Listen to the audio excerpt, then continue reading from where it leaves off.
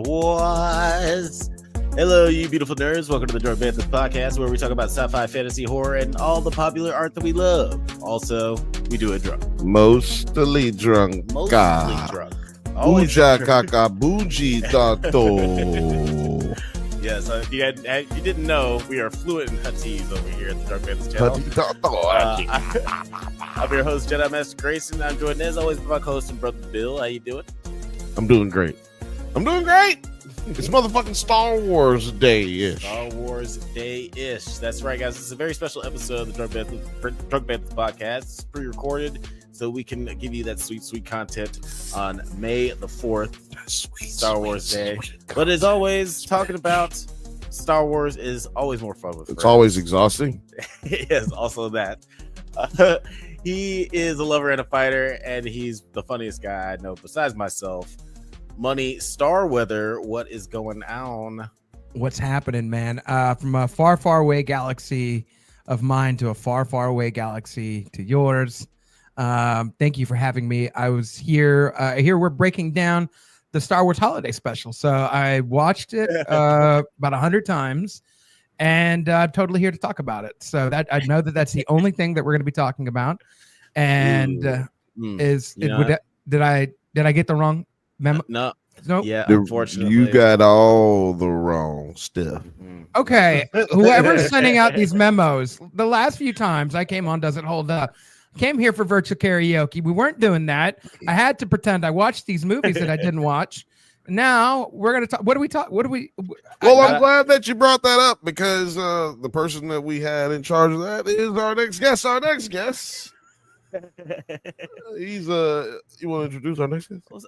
Yes, our next guest. He is practically family, but y'all just hate him because he's light skinned. K2SO. What is the dealio? Looks like you're nose deep in some Star Wars. In my defense, I want virtual karaoke to be a thing, so that's why I keep sending out the fucking memos. Maybe if you guys would stick to the agendas, we would get this done, okay? Got him. Yeah, it is hard for me to stick to the itinerary that we set up, but in my defense, Itinerary. Babu Frick is my assistant. So Itinerary. They lead me all astray. But guys, I'm very excited. It's Star Wars Day. It's the time of Star Wars, and we have a special episode of the podcast where we're talking about the best top 5 Star Wars movies ever made. I thought you were gonna. Yeah, all right. I'm here to talk about Sinners. Let's do it. I know we just dropped an episode about it, but let's go. Anything going for 5 hours? I'm here to Yeah, if you do want to see our discussions on Sinners, we had a great discussion with Blake that you can find on NerdsAtNite channel, and we talked about it on the Drunk Banthas podcast very briefly. Yeah, we with Jeff. Jeff is the Drunk Banthas podcast. So yeah, he's always around. So yeah, definitely check that out. They can't get rid of me. We tried many times. Yeah, we gave him more work to do. He was like, thought I wouldn't find love that it. key. They left him on the Death Star, and somehow the man escapes twice. I don't know how he keeps doing it, but I'm happy for you, Jeff. The secret is Uh-huh. space whales. Ooh.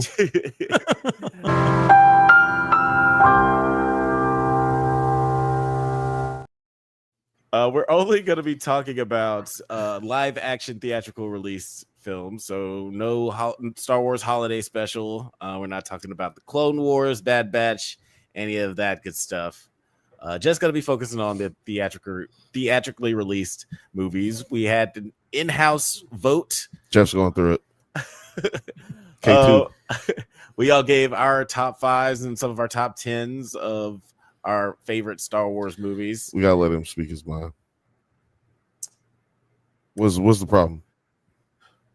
Cartoons are people too. They matter. And I mean, I don't know how you can think so little of holiday specials.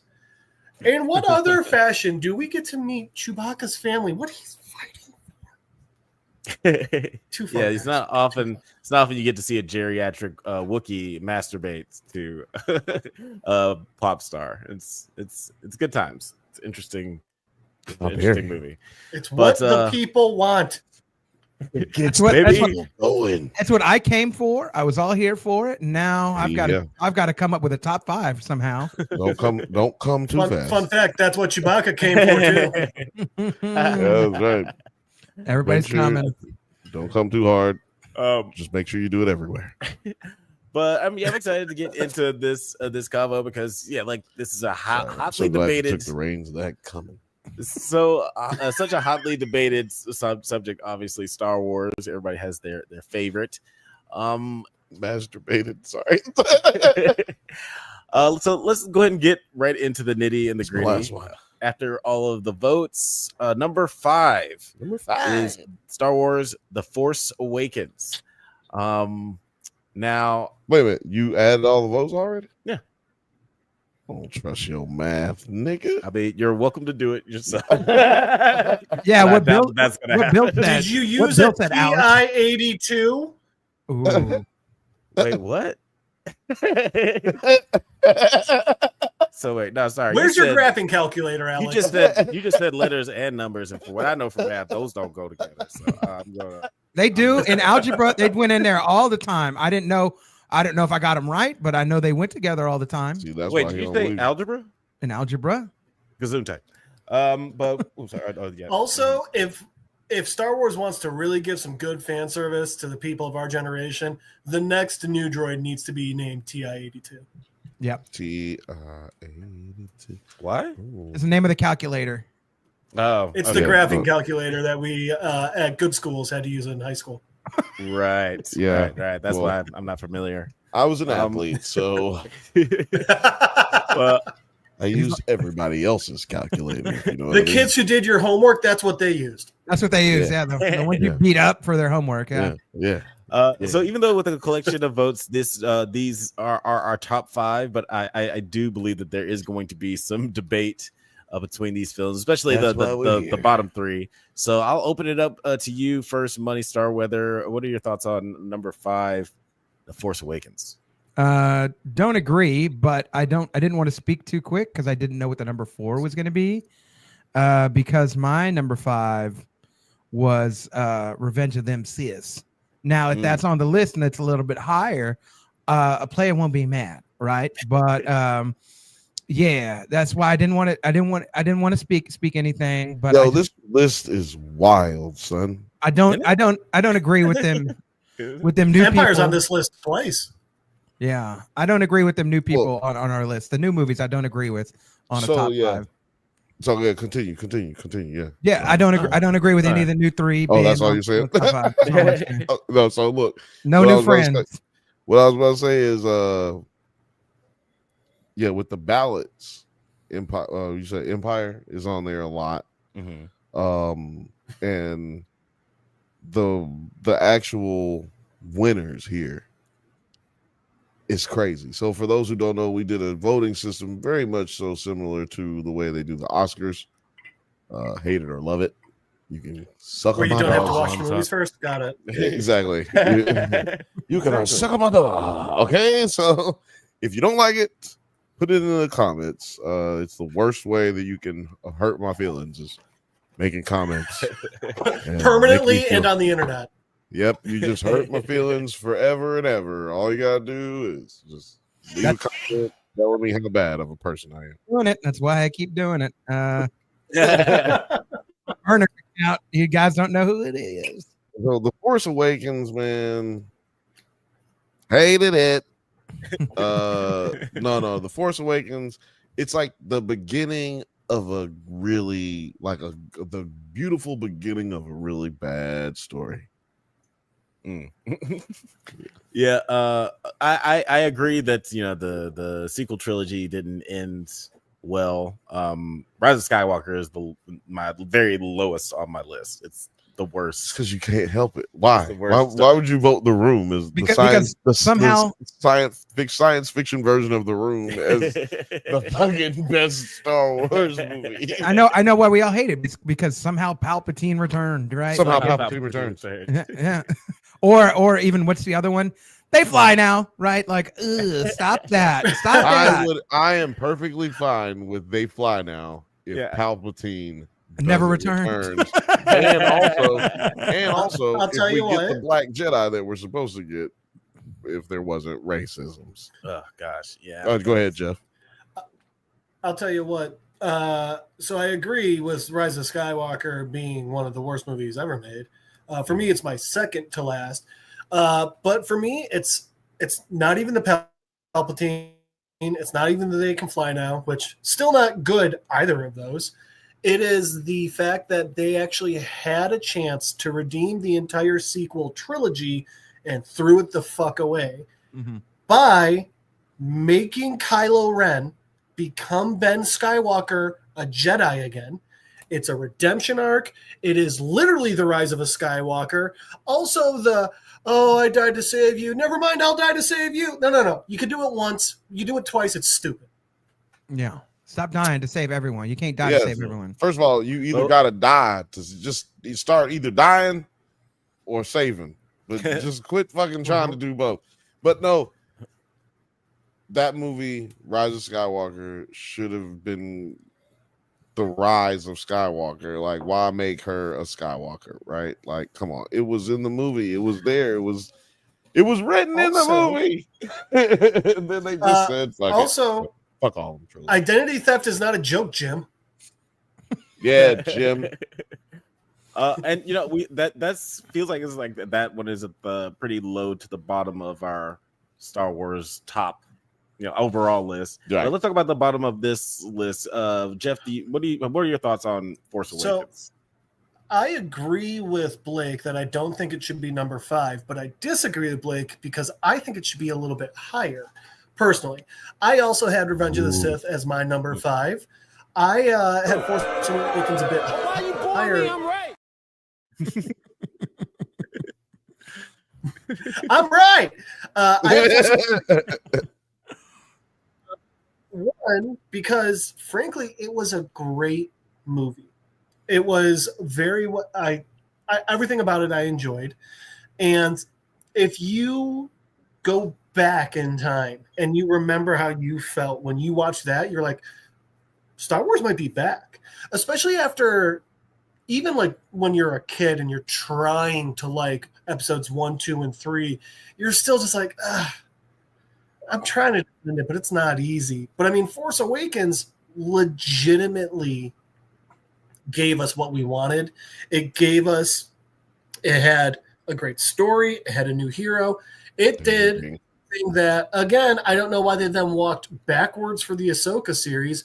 They gave us real stakes by killing Han. It was a great movie. Hashtag kill Sabine. I do want to say setting us up for a great trilogy, and then hard. Sorry, that was the end of it. I do want to say this. I will say this would have been my number 6, so I'm not too terribly I'm not going to protest if it's on the top 5. I had a very fun time watching this. I was very excited when it came out. I watched it opening weekend, and for all the same reasons, right, that you're saying, Jeff. Like the hero, you have it feels like the first one. It feels like A New Hope, but like different, right? And it feels good.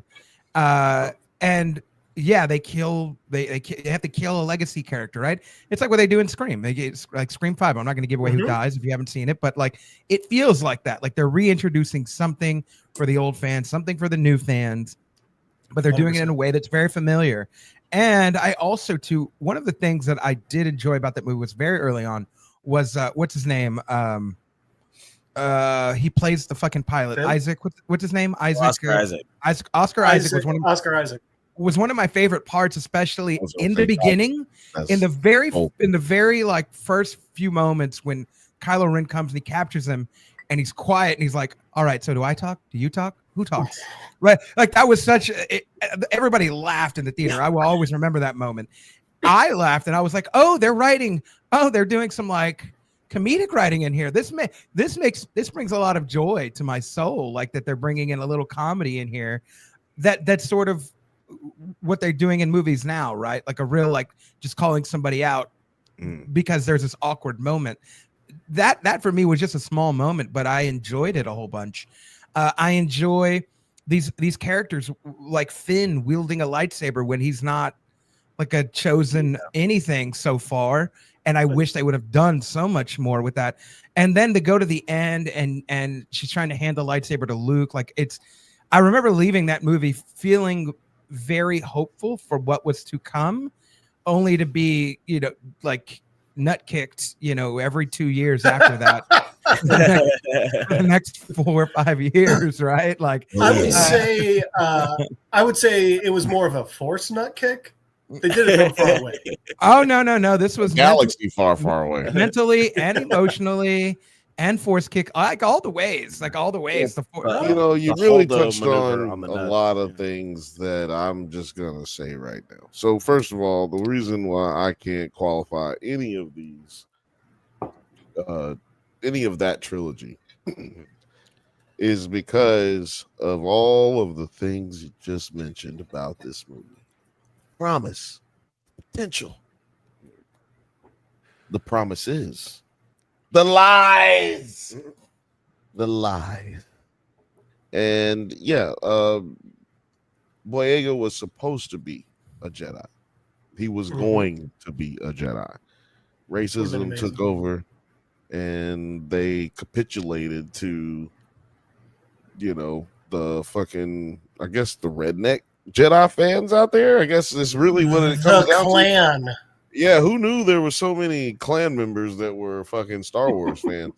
But it's really interesting because, like, now you have, like, there's this weird thing in America and all over the world, really, where people have these hang-ups, like, we're gonna do a black Jedi, and then everybody's like, you can't have a black Jedi, can't have no nigger as no Jedi. And then people like us are just like, God damn, man, that's fucked up. Like, why are we doing this? This is not necessary. And then there's a pendulum swing of having everybody be black and gay characters in comic books, like change their whole characters, right?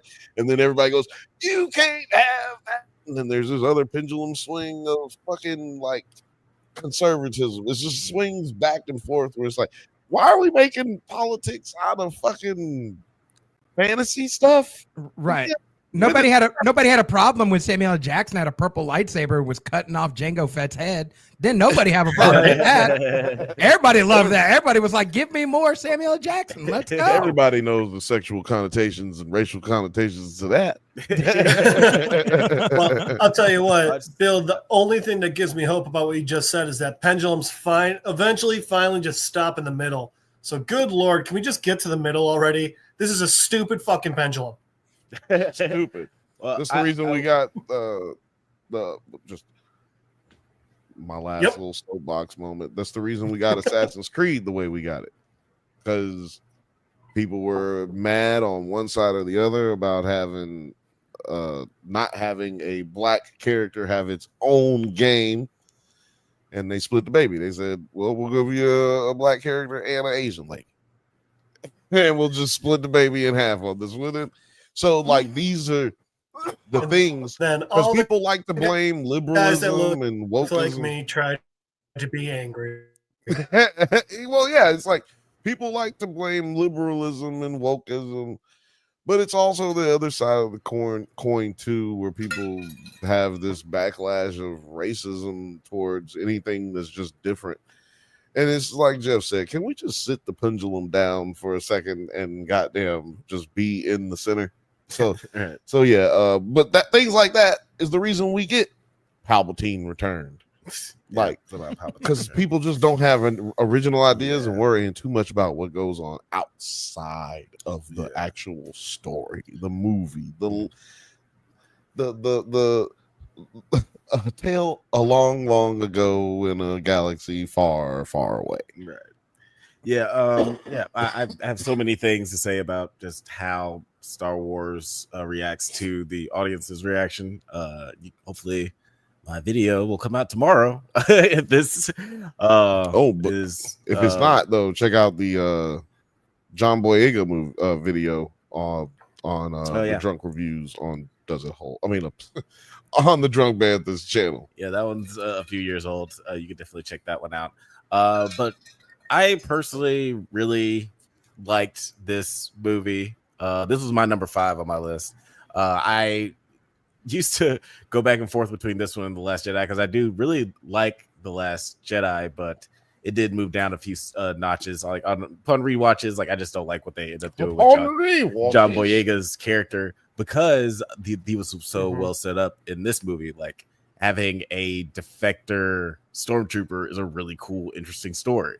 And him possibly being force sensitive, that's even more interesting. And just like having him team up with Rey, and they obviously were like in love with each other, but you know, we've been told for years and years and years that love is like bad. White women and black.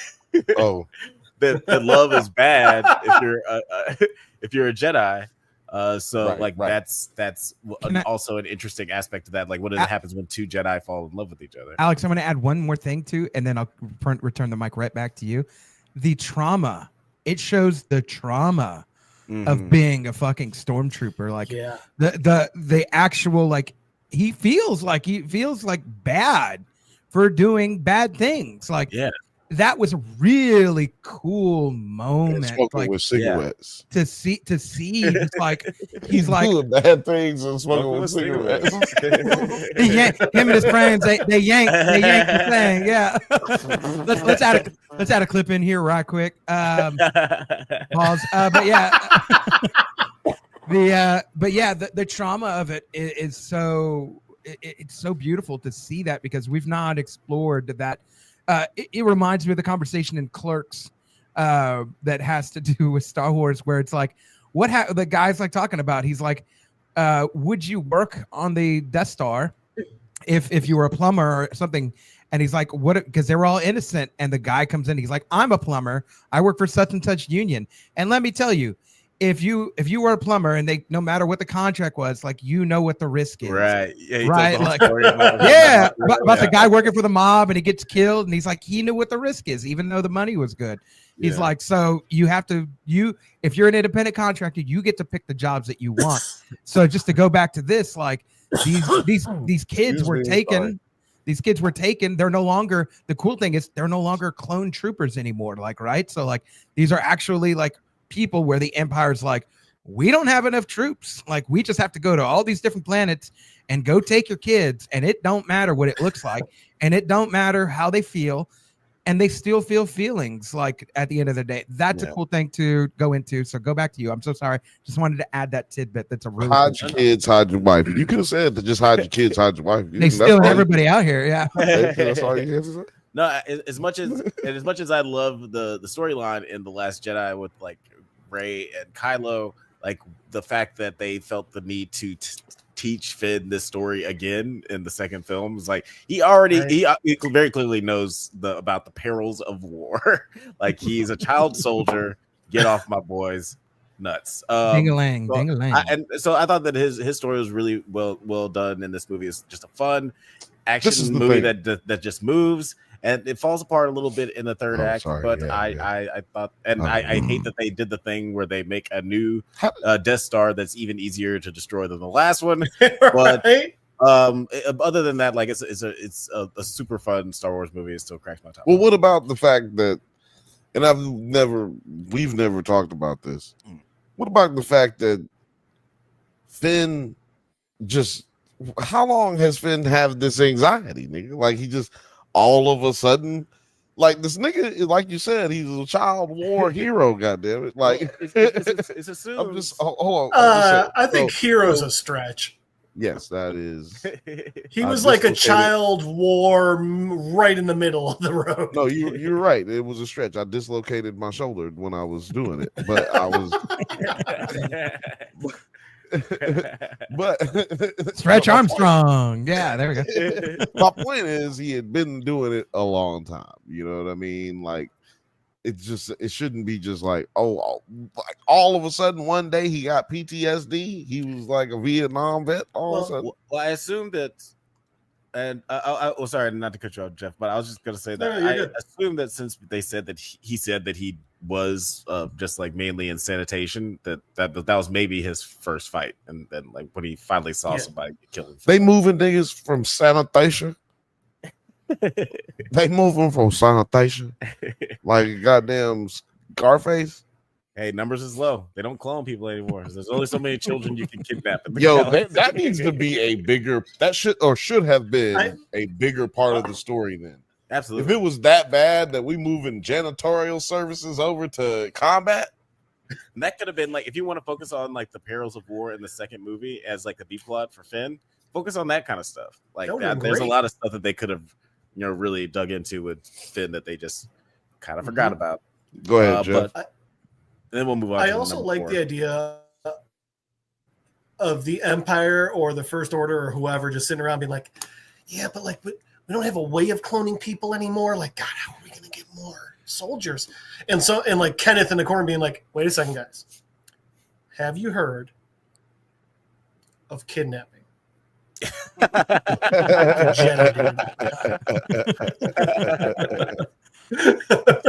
gonna be wild, y'all. It's gonna be a wild idea.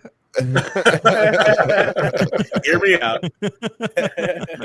Just go with me on this one. The parents don't need the kids. What they doing anyways? They're just picking corn and growing blue milk. They don't need them over there in the farms and shit. Just growing blue milk. That's amazing. We need to kill these motherfuckers, bro. That's what we got to do, baby. I'm tired of all these goddamn. I'm sorry. I was gonna try to do a Samuel Jackson quote, but I couldn't. It couldn't happen. Maybe. Well, let's cut to a clip. No. Hey, yo, go fast forward to. That's the best clip yet. Fast forward to an hour in this episode, and you'll hear my joke. Number 4 on the list is Revenge of the Sith.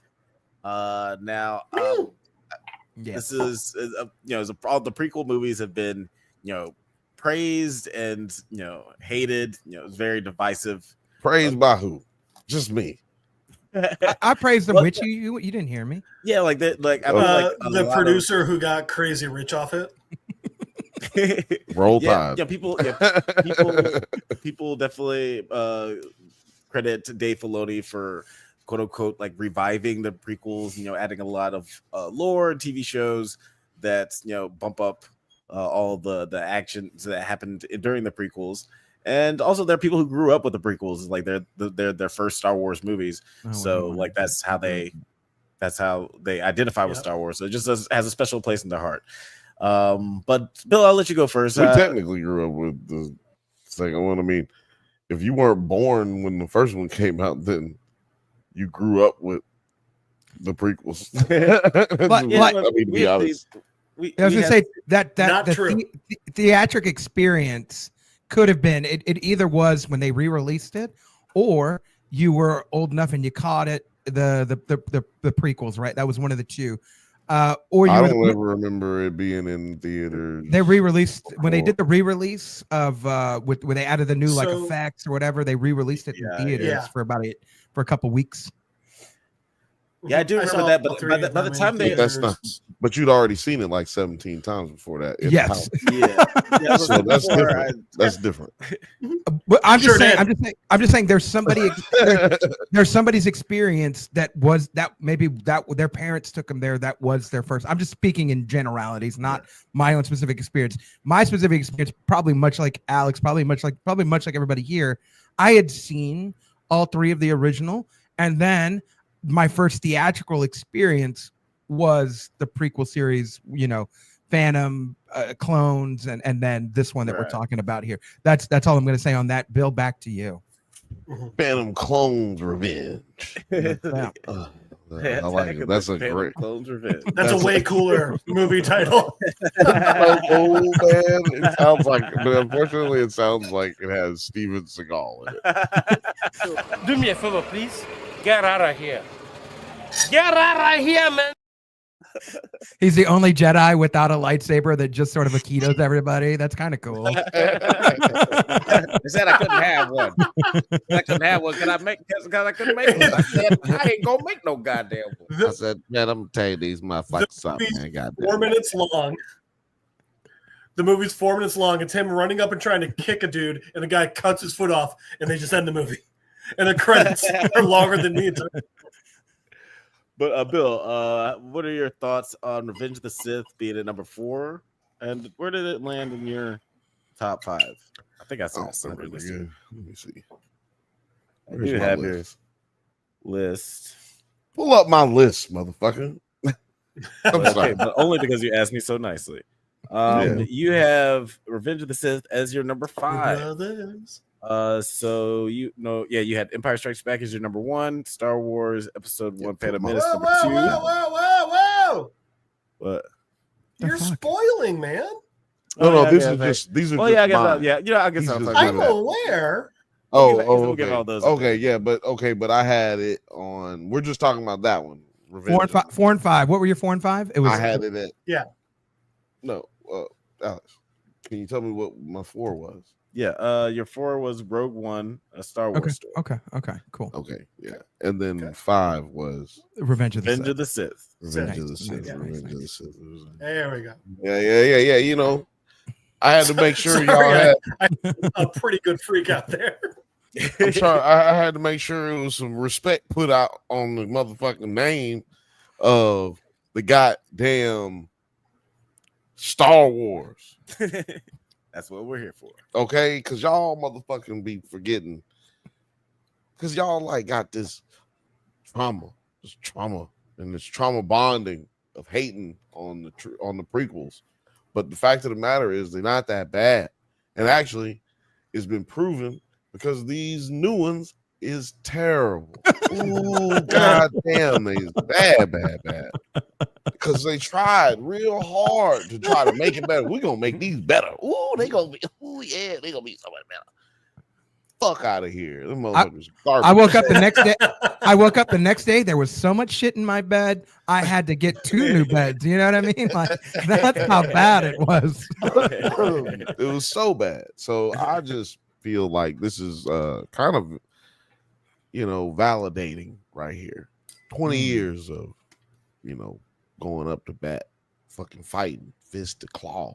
You know what I mean? I'm out here just fighting niggas verbally, never actually having to slap a person with a Jedi robe on. That just seems disrespectful.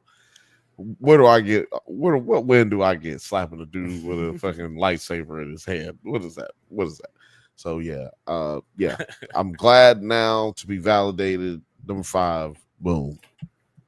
What about you, Money Star Weather? I mean, it's actually number 4. Shit, man, that's amazing. It's so amazing.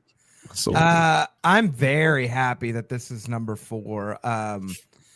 Rather than it was in my number 5, right? So what was my list? Number 5 was this movie, and number 4, I don't have. You don't have to tell number 4. You can just tell what this movie was, or you can tell us what you had. Well, since we're already at number 4, it kind of doesn't. I don't think it matter. Yeah, my number 4 was Jedi. It was Return of the Jedi.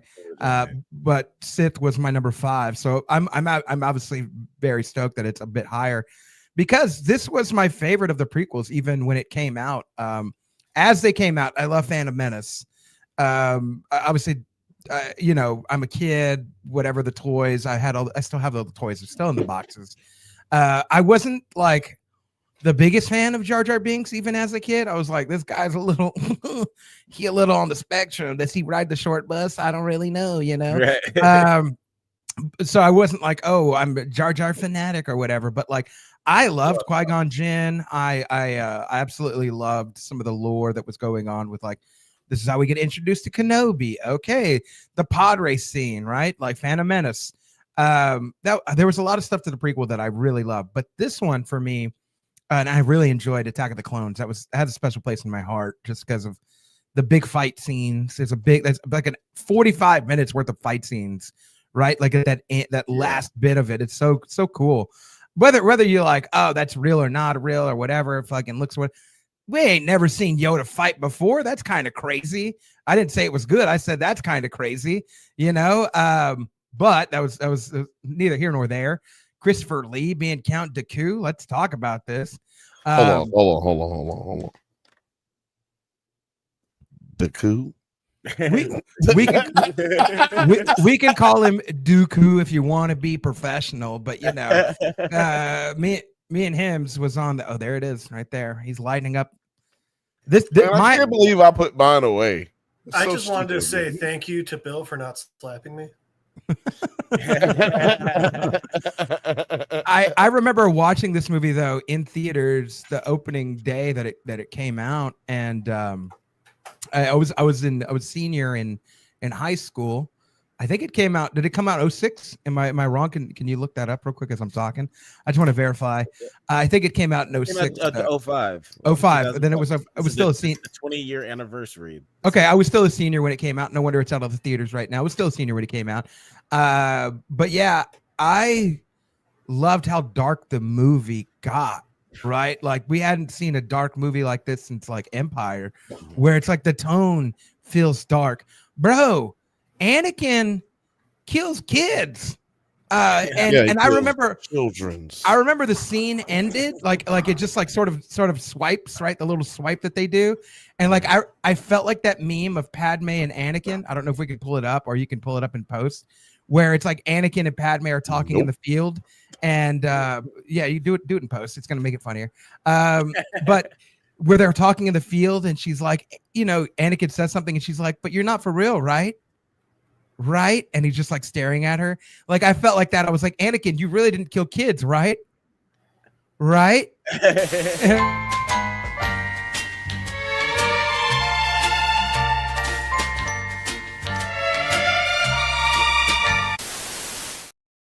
And that was about the time that I put my penis away when I was watching this movie.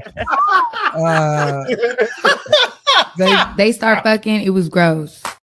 I saw lightsabers. I said, I got something for you. Let me show you my Sith lightsaber if we know what I'm talking about. At the end of that battle was the first time we saw a white lightsaber, if you know what I'm saying. Yeah, Jeff was in the movie theater. Nigga, no. But this movie was dark, bro. Like Padme's pregnant, and you know that it's Anakin, and you're like, did they go onto Mari? How did they figure this out? Like, right? Like, I got a lot of questions. They're sleeping in the same like room. Like, is that Jedi approved? You know, like I don't think they got Catholicism over there, but like, bro, what's going on? You know, I just had a lot of questions. But also too, Obi-Wan looks so like more refined, and then we get introduced to Bail Organa. Like this movie does a lot to do a good setup for the rest of what's going to come. That whole battle, like let's be honest, that whole battle on what's the planet? Mustafar. It is Mustafar. Yeah. Mustafar. God, I'm Mustafar. There's Mustafar, but I didn't see no cows, if you know what I mean. That's stupid. That's a stupid dad joke.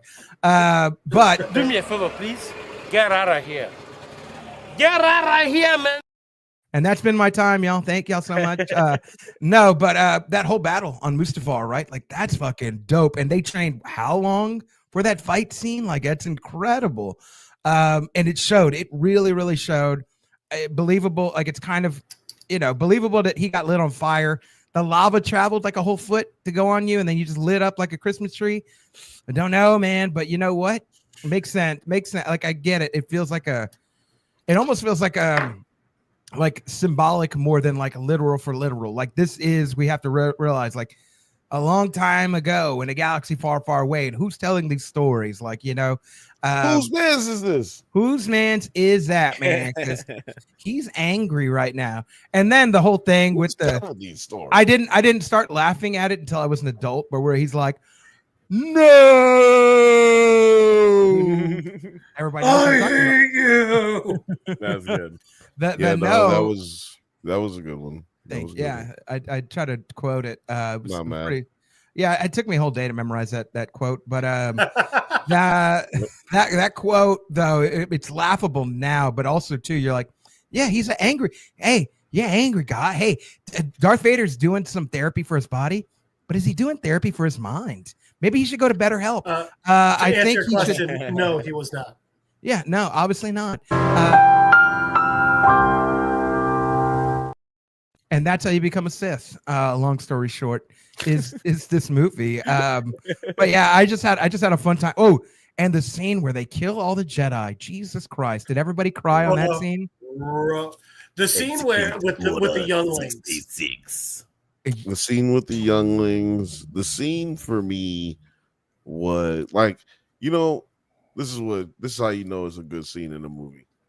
When you're like mad as a motherfucker, but you knew it was gonna happen, and also you caught up in the emotions. Like, what? We can't. Do you gotta kill that one?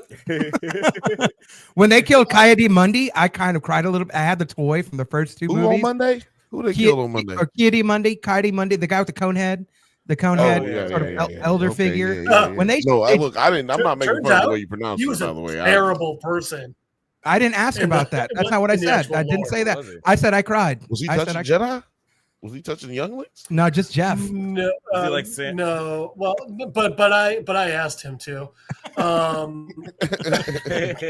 You said you're not. No, it's like he had a couple of wives, even though Jedis weren't supposed to, and like. Okay, so he was the cool Jedi. All right. A couple of them were like about to die, and he was like, "Okay, I'm gonna go that way. You finish dying now." Like shit like that. He did not give a fuck if people died. Evidently, I didn't know that then. So, anyways, I still was sad. I was sad. I was very sad when he got shot. Like he was trying to get that thing. You know what I'm talking about? He sounds like he's like the Bill Withers. He's like of being a Jedi. It's like he may put out some good albums, but he like will whip a girl's ass. Yeah, he was the OJ or the Jim Brown of. What it feels like. He's like the Homelander of Jedi, kind of like just kind of like. Yeah. Did you die? You die. Whatever. We're not going to Homelander territory. No, I'm with it. I'm here for it. That sounds about right. What Jeff said. I just had an image of him. Like that Jedi lady with like the half bald head and shit, and him just sitting there being like, milk.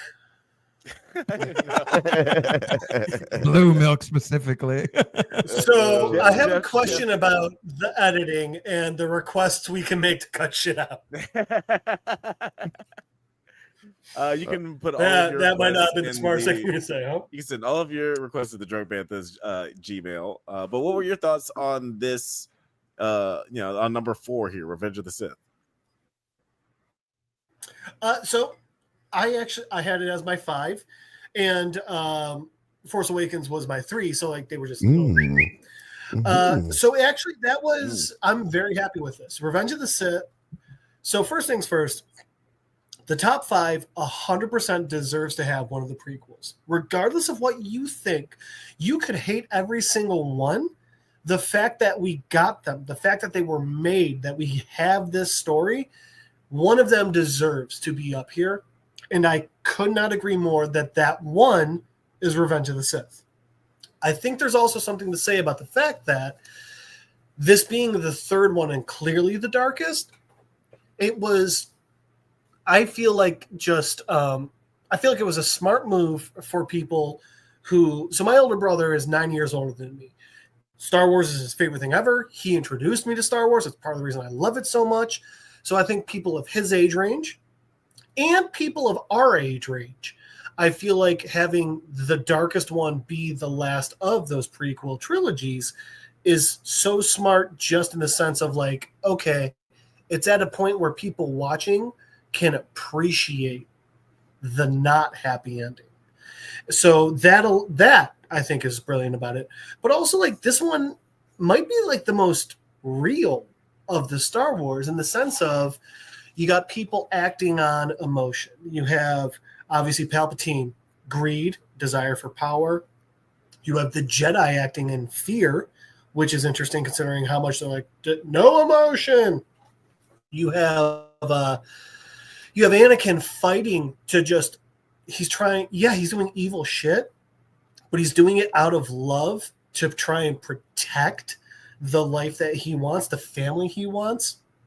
I think this is a really amazing film. I think it's beautifully done.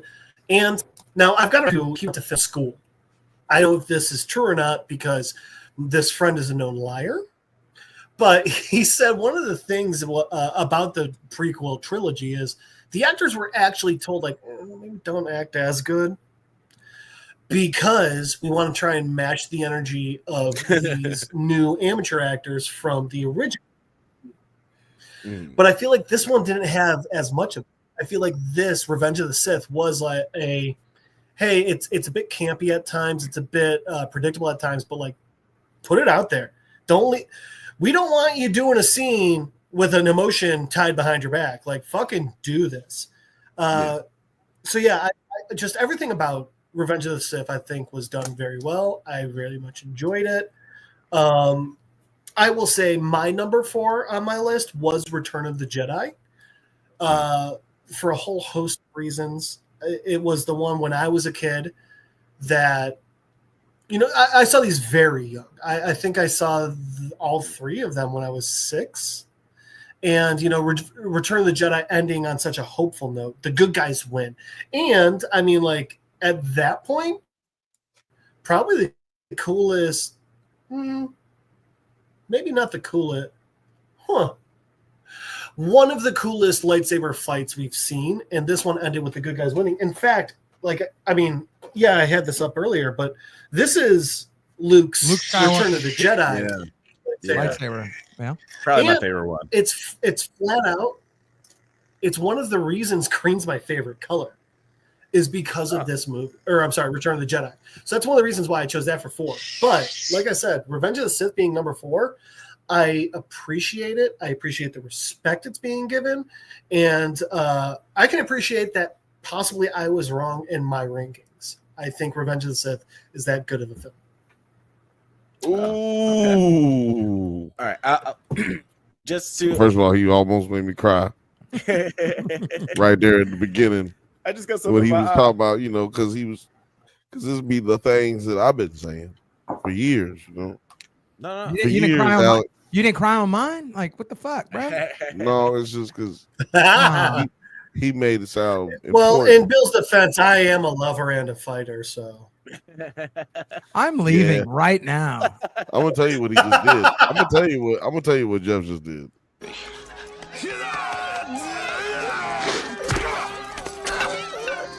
Take that message to your people.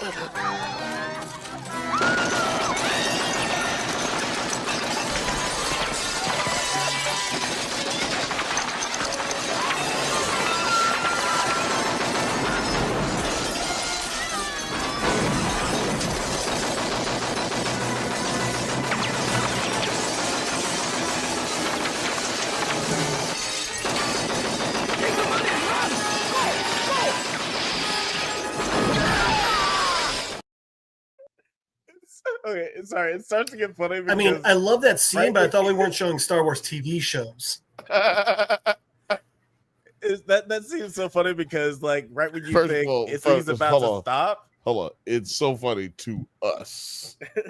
Yeah. I didn't laugh at any of that. But yeah. It goes on forever. Yeah, it goes on. It goes on for way too long. It's hilarious. It's like every Family Guy Peter and chicken fight scene. It goes on too long, so I start laughing again. Yes, that's basically it. I'll make mine really quick. I like Revenge of the Sith. I still don't love it. It's not one of my favorites. It is pretty low on my list. It's actually number 8 in my top 10. I got Force I'm gonna Awakens. leave this video now, if you don't mind. 8? You see what I've had to live with? You see why I was about to cry? See why I was about to cry? Jump into y'all's shit. See why I was about to cry? I'm just gonna make this real quick so we can move on to the next one. But I had Force Awakens is my number 5. Rogue One is my number 4. But yeah, I really enjoyed Revenge of the Sith. For what it was. I think the story is really interesting. John Williams is in his bag, and I really enjoyed that scene with the Emperor and Anakin, where he's like talking to him in the opera house. Like that's one of the coolest scenes. Are you aware of the tragedy of Darth Plagueis? It's one of the coolest scenes in Star Wars. Like it's so awesome. But I Are feel like you aware of the tragedy of Darth Plagueis? But I just felt like it was not directed really well. Like it wasn't executed as well as it could have been. Like it just feels too artificial and not to act badly. Yeah, that'll help. Yeah, that'll probably help. That'll be first start. And first thing you should start with. And also just like pacing issues and just like the way that like some shots were composed, like it didn't really grab me as much as other Star Wars movies, and that's why it knocks it down a little bit this for me. Or did it grab you like this? That's why I didn't like land super high on my list, but I'm not mad at it being the top 5 here. Like, you know why you're not mad? Because you know it should be. Billiam, was that a Money Talks reference with Faison Love? Yep, that's a Money Talks reference. Future doesn't hold up. What a great movie! Oh, with Charlie Sheen. Yeah. Hey, well, I know who will be on. I know who will be on the. Hold my thoughts for that. Does it hold up? Oh yeah, I'll be there. There I'll you be, go. I'll There be you there. go. Just call my name, and I'll be there. So my number 4 actually ended up being the collective number 3, Rogue One, a Star Wars story.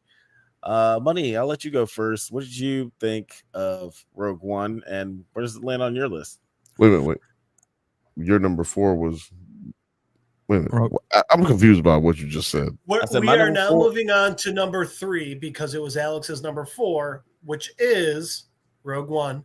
Okay, yeah, that was the most confusing segue of all time. No, I'm sorry. So Rogue One. I think I got that right? You got it right. Yeah. Rogue One was higher on my list. I don't want to give it away just yet, but it was higher on my list. Which everybody's out there. It was either number 1 or number 2. You'll find out when we go on. All right, we're not there yet. But I'll ask you a bunch of questions, and I want to have them answered immediately. That's right. All right, let's get to it then. Thank you, Arnold, for that setup. Yeah, Rogue One. I left the theater like damn near in tears. I was like, "Damn it, man! Another sad one, huh?" Where this is not. I thought it was going to be more hopeful than this. I mean, it was. I'm so glad that they got the info. They got the info to, the rebels or whatever. But like, damn it, man, that was fucking sad, dude. Like, yeah, it was so fucking sad. But there was so many highlights of the movie that are fun. Donnie Yen throughout the whole movie, fuck off, bro. Give me force martial arts every day of the week. Blind force martial arts. Give me some blind force tai chi every day of the week. Let's fucking. Why haven't they done that more? Honestly, why is this the only movie that does that? Can I just interject this? I'll let you intervene. Bill, thank you for asking. No. So anyway, just before I forget this shit, because this is one other thing that makes the Rise of Skywalker sucks. Like these motherfuckers did all of this shit in Rogue One only for Palpatine to return, nigga. Bro, are you kidding me? Are you fucking kidding me? Died for this. Are you fucking kidding me? If you can see, if Andor, you go in the episode of Andor and be like, "Hey, Cassian, check it out, dog. Palpatine returned." Somehow Palpatine and then oh my god, somehow no, and then I would go, fuck this. It goes off. No, yeah, and then I was like, nigga, no. That is how you do a clip. Well done, sir. No, yeah, but yeah, Rogue One, man. So many highlights. Forrest Whitaker has that. What's his name? Saul. Saul. I don't know. Saul Guerrero. Saul Guerrero. Okay, he got a Mexican last. So Yeah, they made him Mexican too. He's All from Puerto right. Rico, yeah. So Guerrero. Guerrero in Spanish means warrior, so you know, He's from kind of the Bronx. crazy. He's from the Bronx. He a mixed kid. Yeah, I need some Latin represent. You know, everybody complains about black representation, Asian representation. Where's the Mexican representation in Star Wars? I kind of want to hear about that. Where the fuck is that? I guess.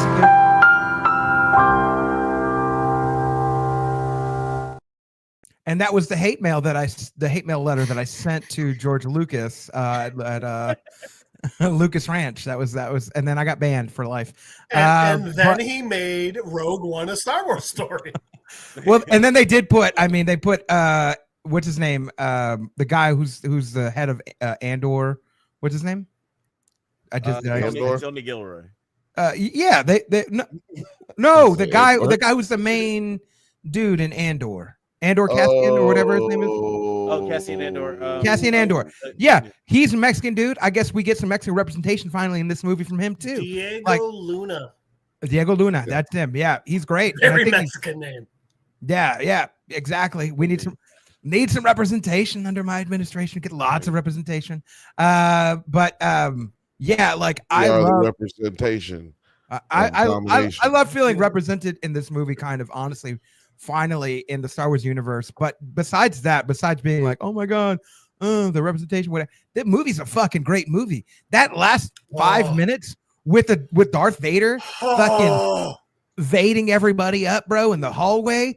It's like something out of a horror movie. It's like when you have like all the kids, and then Jason like fucking walks down and just starts nailing, or like Michael Myers just starts nailing down people one by one. You're like, holy fuck, dude, like what did I just get into?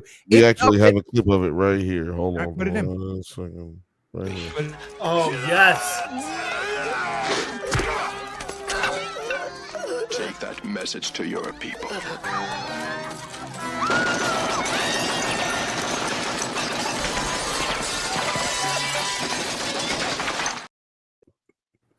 Oh I was yeah. excited. I was happy. And then you pulled an Alex on me. Yep. And now I just want to break things. But I'm in my home. That scene right there, though, like you think the movie ended, it's already sad. Whole fucking planet blows up. Your heroes blow up. Like there's no heroes left.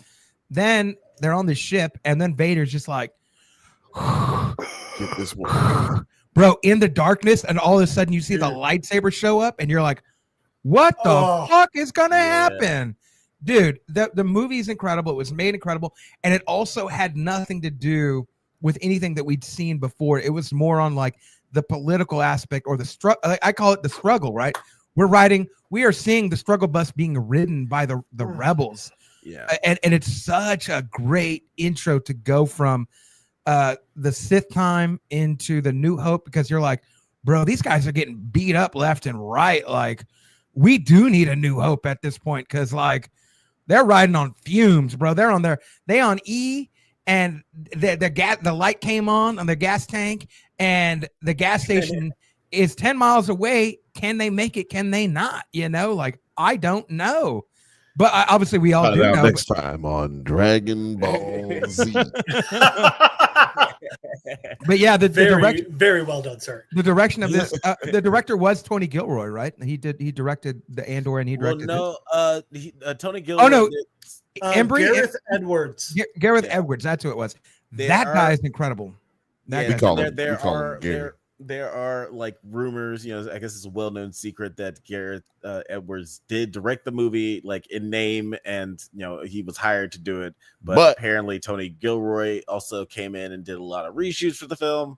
But I do definitely credit Gareth Edwards for like the scope and scale of there's a certain feel to it that feels bigger than Andor, but there's certain scenes, specifically the way that they're shot on screen, it feels so much like Andor. Which is why I thought of Tony Gilroy, because I'm like, it just feels like it feels like they took the same person, put him on Andor. They're like, just do Andor and do a show in depth about this, and it feels that way, and that's why it feels good, and that's why it is good. We don't have Andor without Rogue One. Rogue One's such an important part of the Star Wars universe that I think nobody knew that they needed. quite honestly. And that is the end of my rant on there. Don't know where we're going next. Well, I'll go real quick before I give it to Bill and Jeff. Since like you guys already know it's my number 4. Yeah, I really did love this movie. And I like how we explored this aspect of Star Wars, or just like the wartimey shit. And I think that beach scene is like one of the best shit I've ever seen in Star Wars. And yeah, you get to like explore like these characters of some people who are like not essentially Force users and lightsaber users. That Darth Vader scene, like I think it goes like all the things that you said, Blake, but it also blends really well into A New Hope. Like I think if you're binge watching these movies, Rogue One, like it blends perfectly into Episode 4. So just like this is this is a movie of characters. Alec Tunick as a fucking robot again. Let's go. Yeah. Let's go. Let's go all the way to another reason. There's a reason I chose this name. Yeah, you go ahead and go next. Since you go ahead. We'll just like. No, I'm joking. I was joking. I was joking. But yeah, also just like like what we mentioned, Gareth Edwards. He's the director. He also did that first Godzilla movie, the Aaron Taylor Joy one. ATT. Yep. So he's really good at like this scope and scale. Like I love seeing the shots of the Death Star while it's being constructed, because he's really good at showing how like these enormous ships that you see all these commanders are flying on. We see how huge they are, and then seeing it fly next to the Death Star being constructed, it's just like makes you realize how massive it is. Seeing it over the sunset, it's like it's beautiful. It's really a visually probably visually most beautiful Star Wars. I'm reminded of that scene when watching Andor season 1 when they're in the prison and they're building pieces of the Death Star. Mm-hmm. Yeah, and their pieces are so small. I mean, so large, but then they're going on this small little tiny piece of this massive thing, and it's so easy for them to disguise that and keep it secret. Yeah, you should really watch Andor while building a Lego Death Star. You'll laugh and cry together. Yeah. Yeah. I'm not going to disagree with him at all. Jeff, I'll let you go next. What did you think of Rogue One? There's a lot of thoughts. I'm going to apologize. I'm going to go off. I will say, like Blake, for me, it's higher than it is here. I'll leave it at that. My personal number 3 was Force Awakens, because again, it got me so excited for a continuation of the Star Wars story. That is, by the way, the judgment on Force Awakens being number 3 is a judgment on solely that movie and nothing else that came after. But right now we're talking about Rogue One. So I'm going to talk about Rogue One. I'm going to reference something, Alex, that you said with those big visually stunning scenes. It reminded, like the beach scene, just when it's so far out and we see them running like that, just trying to survive, reminded me so much of that Godzilla movie when they're skydiving in, and when they get through the clouds and we see the holy fuck, this is the scale of what they're trying to get into. That was such a great callback. Blake, Saul Guerrera, not only was he such an amazing character in this movie, he was so good. He was then brought into my personal opinion for best Star Wars game series, our Cal Kestis Force. It's not Force Unleashed. Oh Lord, I'm so sorry. The prequel to Jedi Survivor, which is one of my.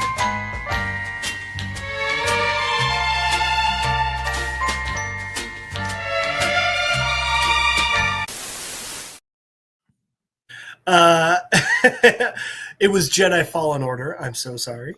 But yeah, Saul was a big part of that game. One of the most important earlier missions. Then, oh my God, what's next to talk about with this one? All right, how about the fact, like I said, my big brother, love him to death, my hero, Jay, if you're watching this. I don't know why you Shout out watch to anything Jay. I do. You're so What up, much Jay? better than this, sir. If you are, I can sit down. But he did such a good. He's the reason I saw this movie, and it's not because he gave me my love of Star Wars. It's actually because I had stopped loving Star Wars at this point. At this point, we had the prequels, we had some other stuff that I just wasn't impressed with. I was just burnt out, and I didn't fucking care. And he told me, "You need to go see this. You will feel like you did in A New Hope. You will feel you'll feel again." And I'm he just told me flat out, like, I haven't felt anything in 15 years. You'll feel again. In my defense, I'm a closed off person. No, he was just trying to imagine you explain, sitting in a rocking chair in the windows. No, you should not. Like, No, there's no like, reason you should Jeff, be laughing Jeff, at Jeff. it What happened. if he was trying trying to to going explain- through some shit at this time He in was, his life? oh no, it wasn't any of that shit. He's sitting It here like was- this. He's like, "You gonna feel again, boy. You gonna feel again, boy." Well, you know, I was gonna say it wasn't any of that, but it was that in regards to Star Wars. Star Wars, a genre that I love so much that I just stopped giving a fuck about. This got me back. This is why I was excited for 7, 8, 9. This is why I was excited for the games. This is why I was excited for anything Star Wars after the prequels, which I didn't even hate. I just didn't love the way I loved Star Wars. And I got to give him credit, Jason. Thank you for he kept trying to explain. You'll love the entire movie, and then the last scene will basically give you a heart attack without spoiling it at all. And he was so right. All right, I'll just do two other quick parts about this. One, this is the first time, take out Vader, there's no Jedi. We got a movie, we got a story in the Star Wars universe where we're not dealing with the Skywalker saga. We're not dealing with the Jedi. We're dealing with people, which is the vast majority of Star Wars, if we're being honest. Even during the height of the Jedi, the vast majority were just normal people. And last but not least, Blake, you touched on it, Donnie Yen. And it gave us. And first off, him alone is amazing. I cannot say anything better than you did about him, Blake. I will say he gave us an explanation for something that has been an ongoing joke and valid criticism of Star Wars for the longest time, and that's why stormtroopers can't hit shit. The Force is a living thing around everything, everyone, everywhere. And the Force, and by the way, I would argue this did some damage control from Phantom Menace being like, well, you gotta be a Jedi if you got midichlorians. And Donnie Yen just being like, no, the Force is everywhere. The Force is everyone. The Force is everything. And that's one of the reasons why. So I am one with the Force, and the Force is one with me. If I don't stop talking now, I just someone else please take over because I can't. I'm struggling. I will say though, as far as the midichlorian thing, yeah, I think the longer that these movies are out, minus the most recent 3, they get better, right? Like the midichlorian thing, as you pointed out, Jeff. Like, yeah, they practiced that early in the prequels, so I guess early in the story, but that's proven. It's proven that those guys didn't really know what they was doing, right? Like those Jedi were super arrogant and like super naive at the same time, and they kind of just flexed out of all of that story wise, as far as saying like, hey, you know, this person could have the Force. This person, the Force is all around us, and even Yoda says something towards it, like when at the end of his life. You know what I'm saying? Like, Yeah. It's one thing that's definitely explored, and that's what I love about the story. It seems that for some reason we have gone through the first 3 decades of it existing, and people being like, "Hey, man, this is wrong. You can't do that because this and this and that." But it's like the next 3 decades, it's like, oh, I guess you could do this because things change, people change. Like, oh, those guys could have been wrong, and then oh, okay. And yet they still never figure out it's okay to love someone. I would have hit the more you know, but it's been we're good. We're good. We're good. Before we get into the last two in the on the list, I do want to just say, like, just real quick, this is pretty interesting.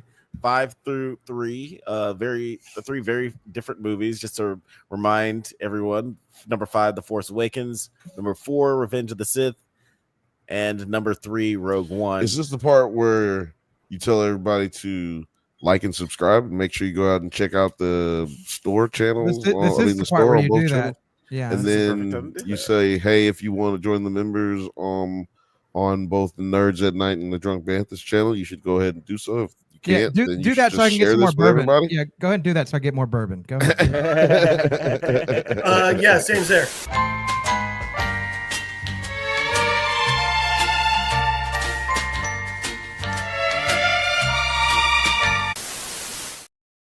Ladies and gentlemen, this is a real bourbon break. Bang, bang, bang, bang. Bang, bang, bang, bang. Alex, can you hear me that Sprite up there? Speaking of bourbon breaks, I need Sprite to mix with tequila to make bourbon. That's what I call bourbon. Yeah. Sprite and tequila. Right there, boy. Don't let it bat you. Straight up. Gracias. You can come on back in. What is this? What's going on? Oh, yeah. There we go. Sands of time.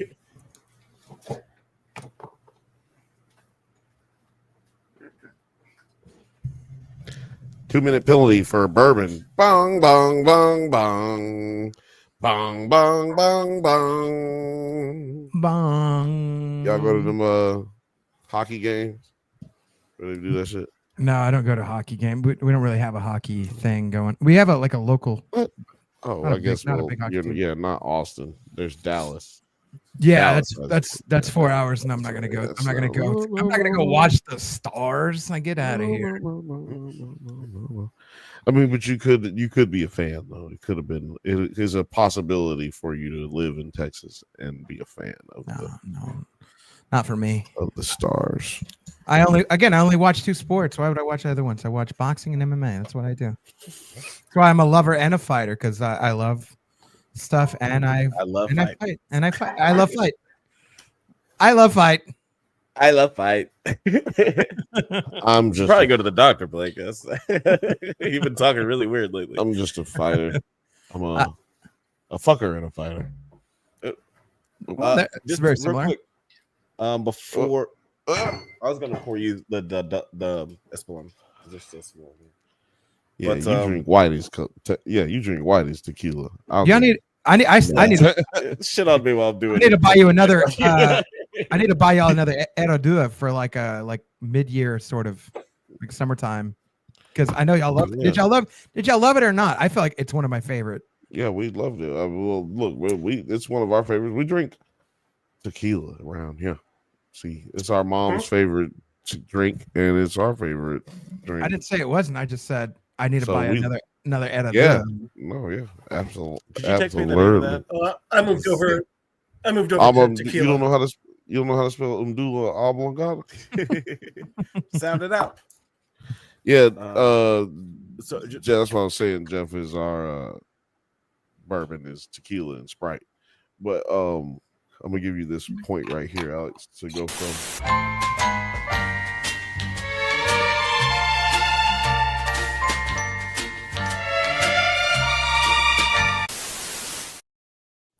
So yeah, let's real quick. We'll go through our personal 5, 4, and 3 before we get into our last two, because I think these last two is going to be pretty unanimous. But Jeff, I see that's your 5, your 4, and your 3. You want to go over those just a little bit? Remind people of I yours. sure do, Alex. Thank you for asking. My personal 5, Revenge of the Sith. 4, Return of the Jedi. 3, Force Awakens.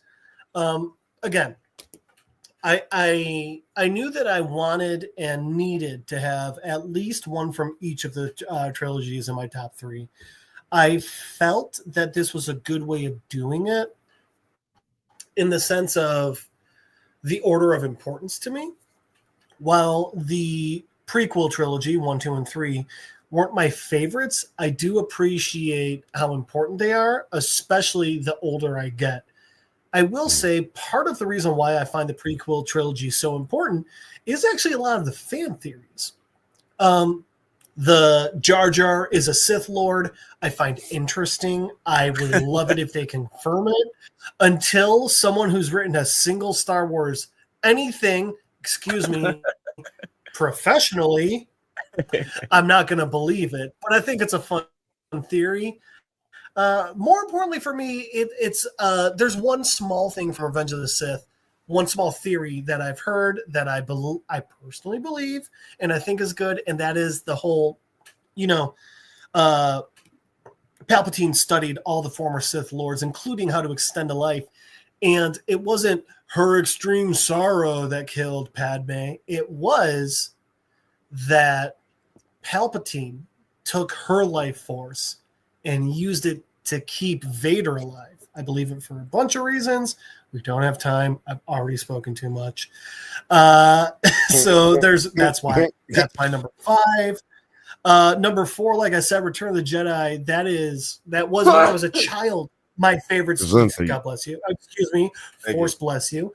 As a child, that was my favorite Star Wars movie. Obviously, and I'm a kid. Endor. Who doesn't fucking love Endor? 2, the green lightsaber. 3, the awesome fight scenes, things like that. And then my number 3 was Force Awakens. Again, it was the promise. It was the story that was being set up. I felt like it was such a great continuation of such an important, and I think that's the thing to remember. Star Wars is actually a very important thing to so many people. I felt Force Awakens was an important and well-made continuation of it. I felt it delved into things I never would have thought of. After Return of the Jedi, I'm like, everyone's happy. The world, the galaxy's great forever. But no, that's not the way the world works. Clearly, someone else is going to come in and try and fill up that fucking power vacuum. And Force Awakens explained it. They did a great job, and they showed another beginning of a Jedi story. So that's why my 5, 4, and 3. When you said vacuum, first of all, so many things there. You were talking about space, Spaceballs, vacuum, space in a vacuum, right? Boom, that's space. Like, that's crazy. Then we just talked about Spaceballs. So he said space, vacuum, space balls. We're talking about Star Wars, space balls. Bruh, is there a clip that we have? Do we have I can't breathe in this thing.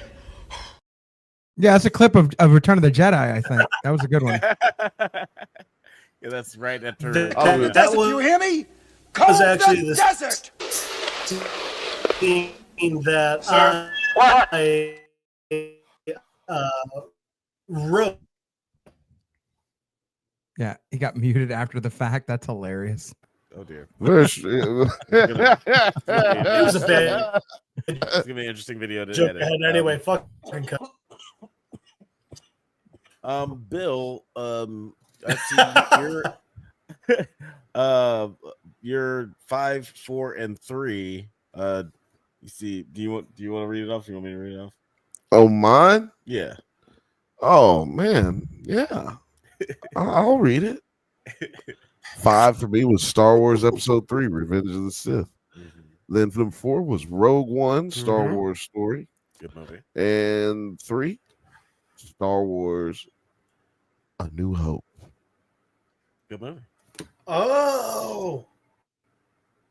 Yeah. That ended up in your number 3. That ended up in my number 5. Yeah. Number Solid 5 through 3.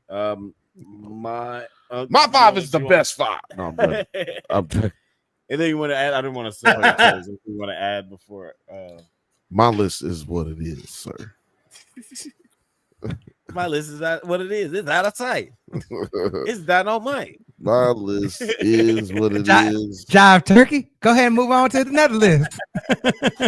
Yeah. Trying to make me change my list.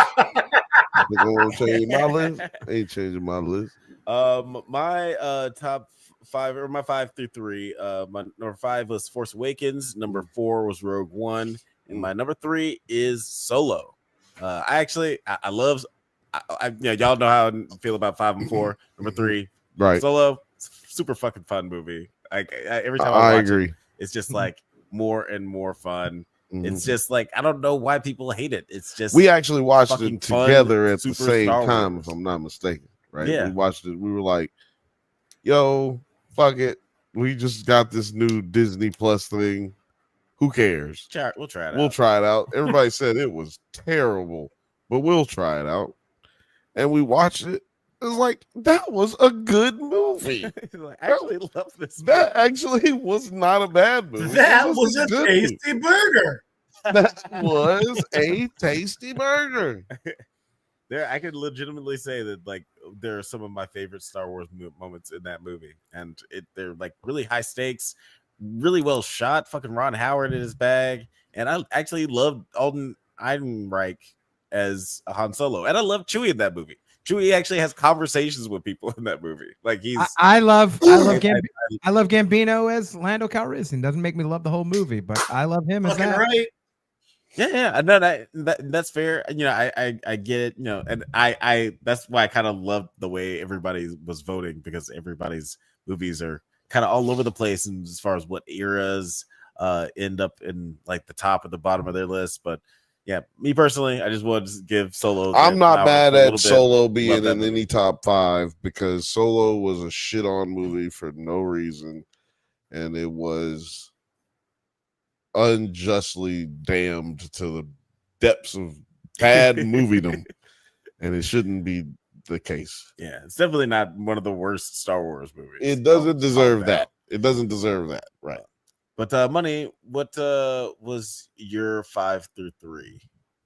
You have it in front of you, but I'll pull it up. I do have it in front of me. If you want me to rattle, we can speak for you.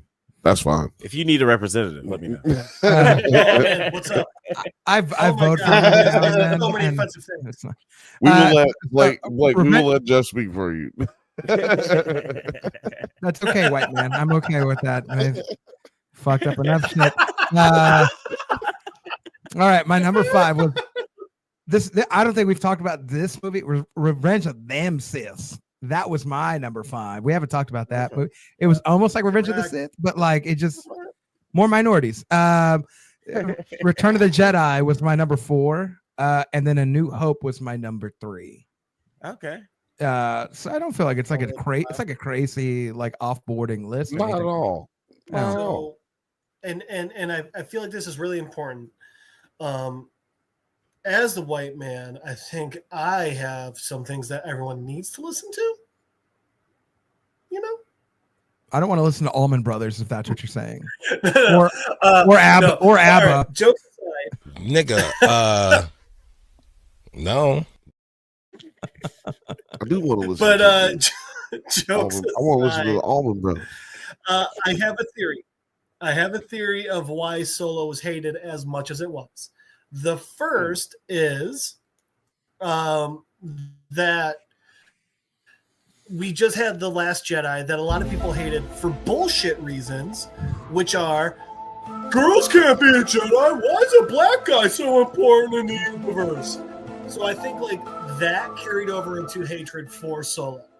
Furthermore, the fact that the Queen of Dragons was so big in it, and at that time we had so many people so pissed we were waiting so long on Game of Thrones, I think that as well carried over into Solo hatred. I agree with you guys that Solo is actually a fantastic Star Wars film, deserves to be so much higher. Honestly, the only reason it's as low as it is on my list at number 8 is because I was like, number 6 has, if A New Hope isn't in my top 5, it has to be number 6. And then just parts of Last Jedi I very much enjoyed. And yeah. But I feel like the hate for Solo didn't come specifically from Solo itself. I think it came from just people being bitches and pissy and like, I hate Star Wars because Star Wars is woke now. And I think they just wanted to crap on it all. Well, I want I'd to be tell so you. happy if the first of all, if Jeff is agreeing with us, that's a whole nother the reason for the drop right there. Just right there. Just Well, if you're gonna put that music, I've got something for you. Oh, hold on. We'll see if it's worthy of the. So we'll stop the music before we can talk. Yeah, we'll see if it's worthy of the. We got the documents prove that Solo right now. We all know that Solo's funded by the CIA. What we do know is CIA was dropping buckets into Disney. We all know they were dropping millions into Disney. And what they want to do is go ahead.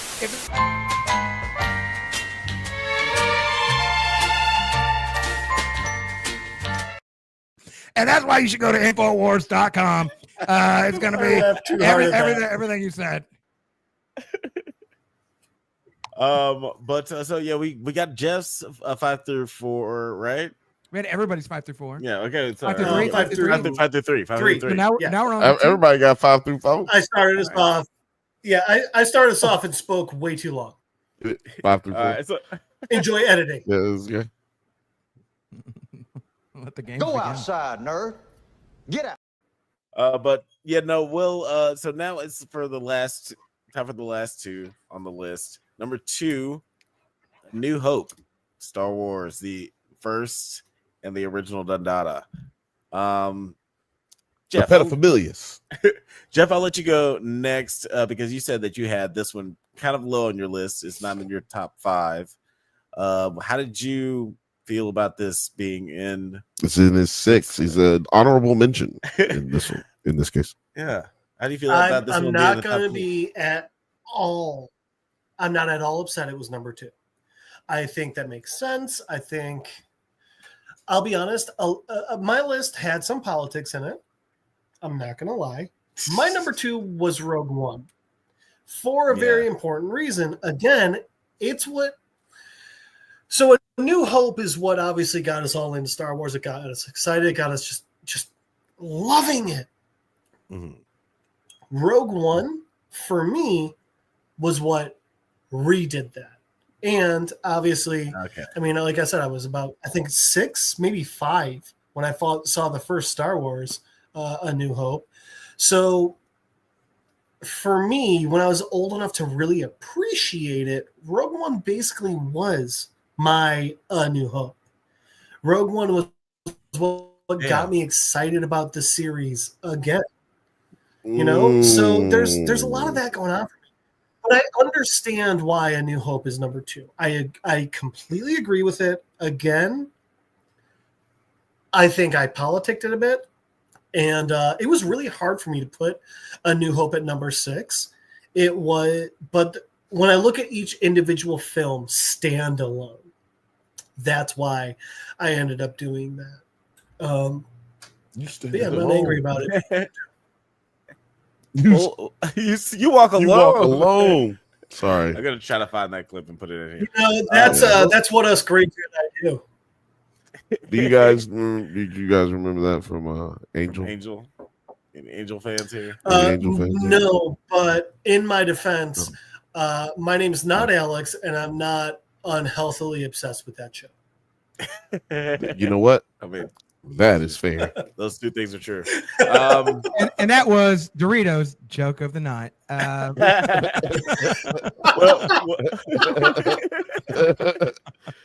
What about you, Bill? Bang, bang, bang, bang. How do you feel about Star Wars: A New Hope being number 2 on the list?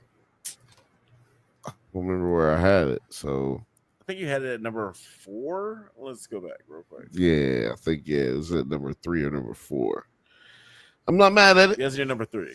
Yeah, so I'm not mad, right? Number 2, yeah, it's cool. It win. I win. I fucking win. It's not a competition. He's like, it's not. But fuck it. He's like, it's not, but fuck y'all, I won. It's not a competition because I fucking won. It's not a competition because I'm here. You know what I'm talking about? Yeah, it's not a competition because I got out of fucking bed today. Okay? I came to win. New Hope.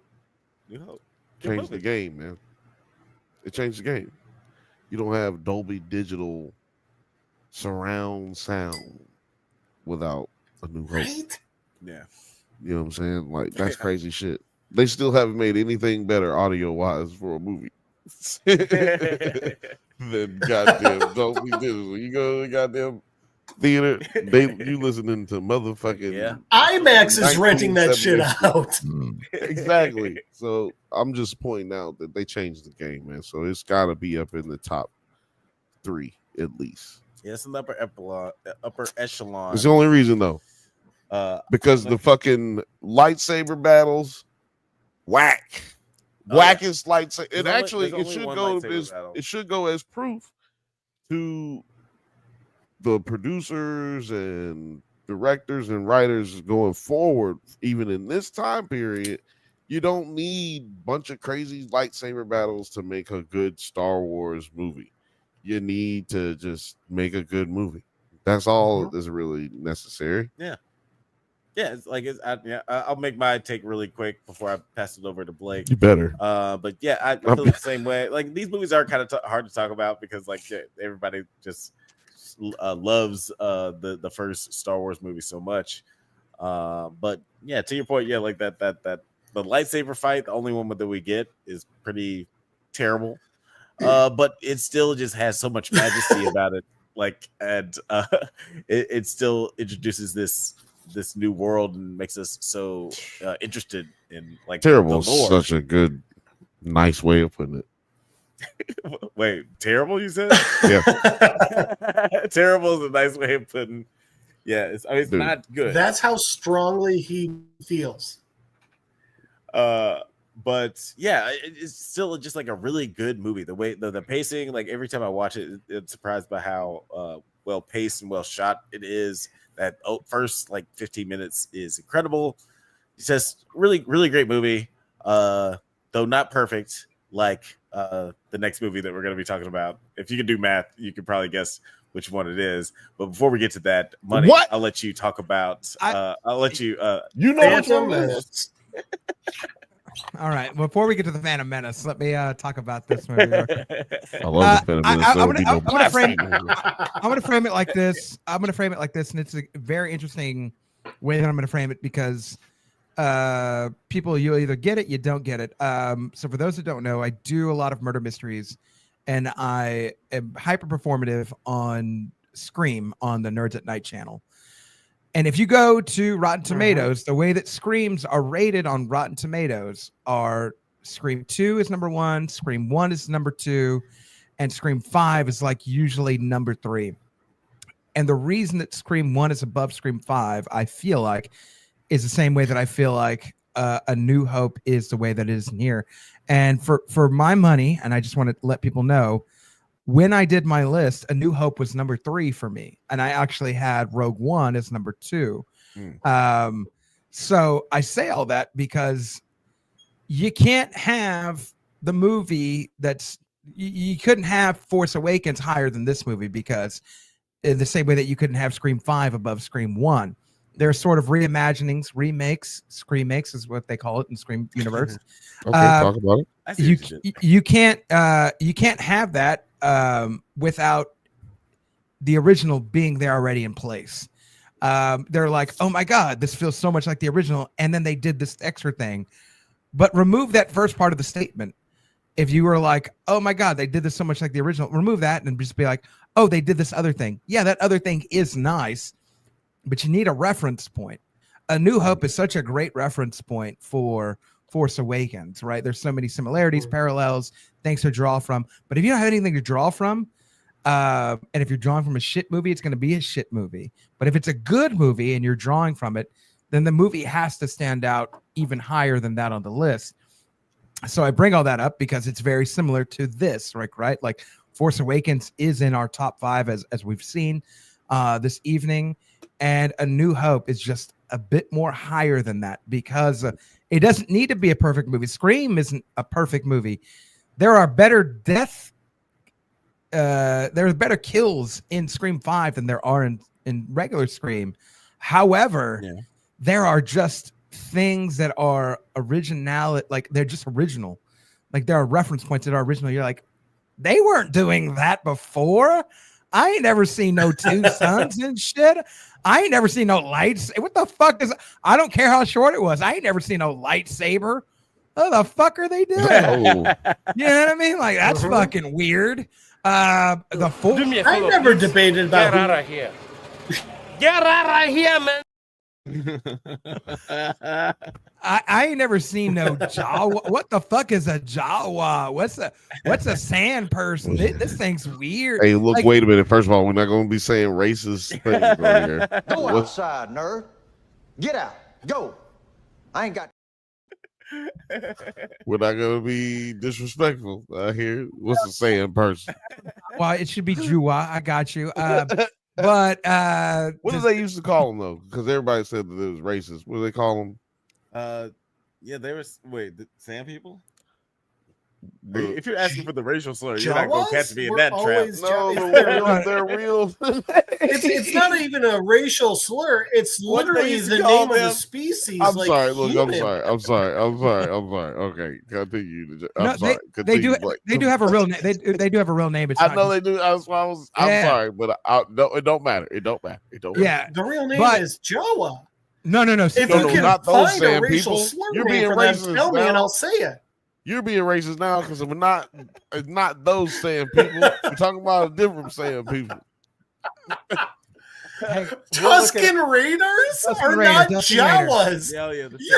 Tuscan Raiders. That's it. Tuscan Raiders. The tiny people in the Star Wars universe are the same as the super tall. Are the ding dings? We saw this in Spaceballs. I already know this. But yes, we were introduced. What do you mean saying people? But we were introduced to so many new elements in Star Wars that we'd never seen. Who the fuck is a guy in a mask? Like, what is he doing? What is this black dude in a mask? What is going on with exactly? But like, why does he have respiratory issues?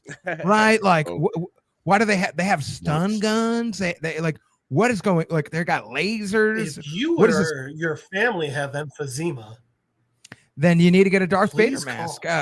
Please call the Emperor. They'll recruit your kid.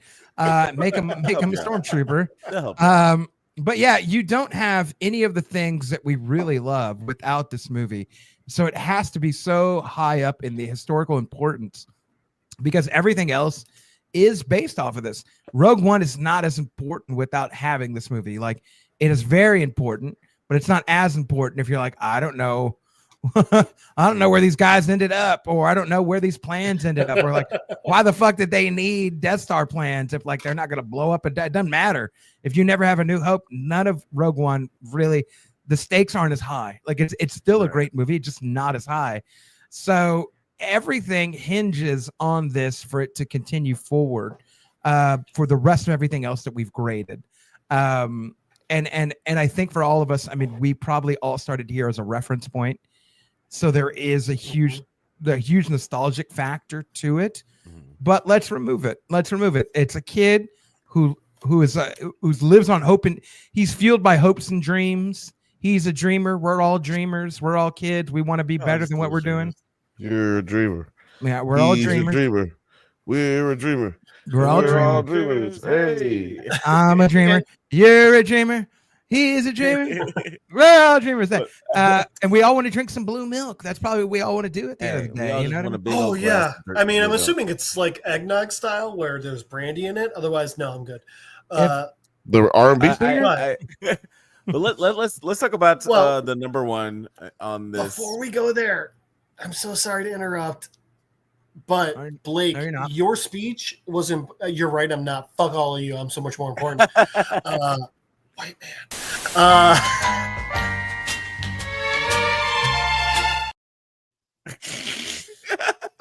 The immediate face palms from both of you. Continue. That number to complain is 323-680-4101. But Blake, you're when you were talking about A New Hope, it reminded me of one of the reasons why it was so widely accepted as so amazing and all of this is because Lucas, he was a very unknown director. And as a result, a lot of people were like, fuck this kid. What the hell does he think he's doing? No. You don't learn by going to school and studying film. You learn by getting out into fucking trenches and shit. But no, Lucas, he studied. He actually took the time to learn what makes a great film. And one of the things, Blake, like you mentioned, like who would even think to put a mask on your villain who's supposed to be like one of the main characters? He actually got that from samurai films. Lucas took inspiration from the best films, regardless of who made them and where they're from. And then he put his spin on it. It's one of the reasons why it's Star Wars, man. I mean, put that on a t-shirt. God damn it. Can you clip that? Jesus Christ. Speaking the gospel. Yeah, like it's an incredible movie, and like it's kind of speaks to the popularity of the next film on our list, the number one, Attack of the Star Wars Clones. Holiday Special. This was a unanimous number one on the list. Was definitely a unanimous decision between everybody. Unanimous decision, first time ever in the history of voting on the Nerds at Night and the Drunk Banthas channel. Period. Ever. Nobody ever agreed on anything. All unanimous. But we can all agree that Empire Strikes Back is the number one Star Wars movie. Yeah, I'll just go real quick, first because I'll be very, very quick. Y'all can watch plenty of videos. Take your time. Do it. Talk about how great this movie is. Alex, take some time because I know that you have explore the room. I want you to take some time with us. Actually, for ourselves. I mean, I've made. All right, that's good. That was good. That was good. Alex, no.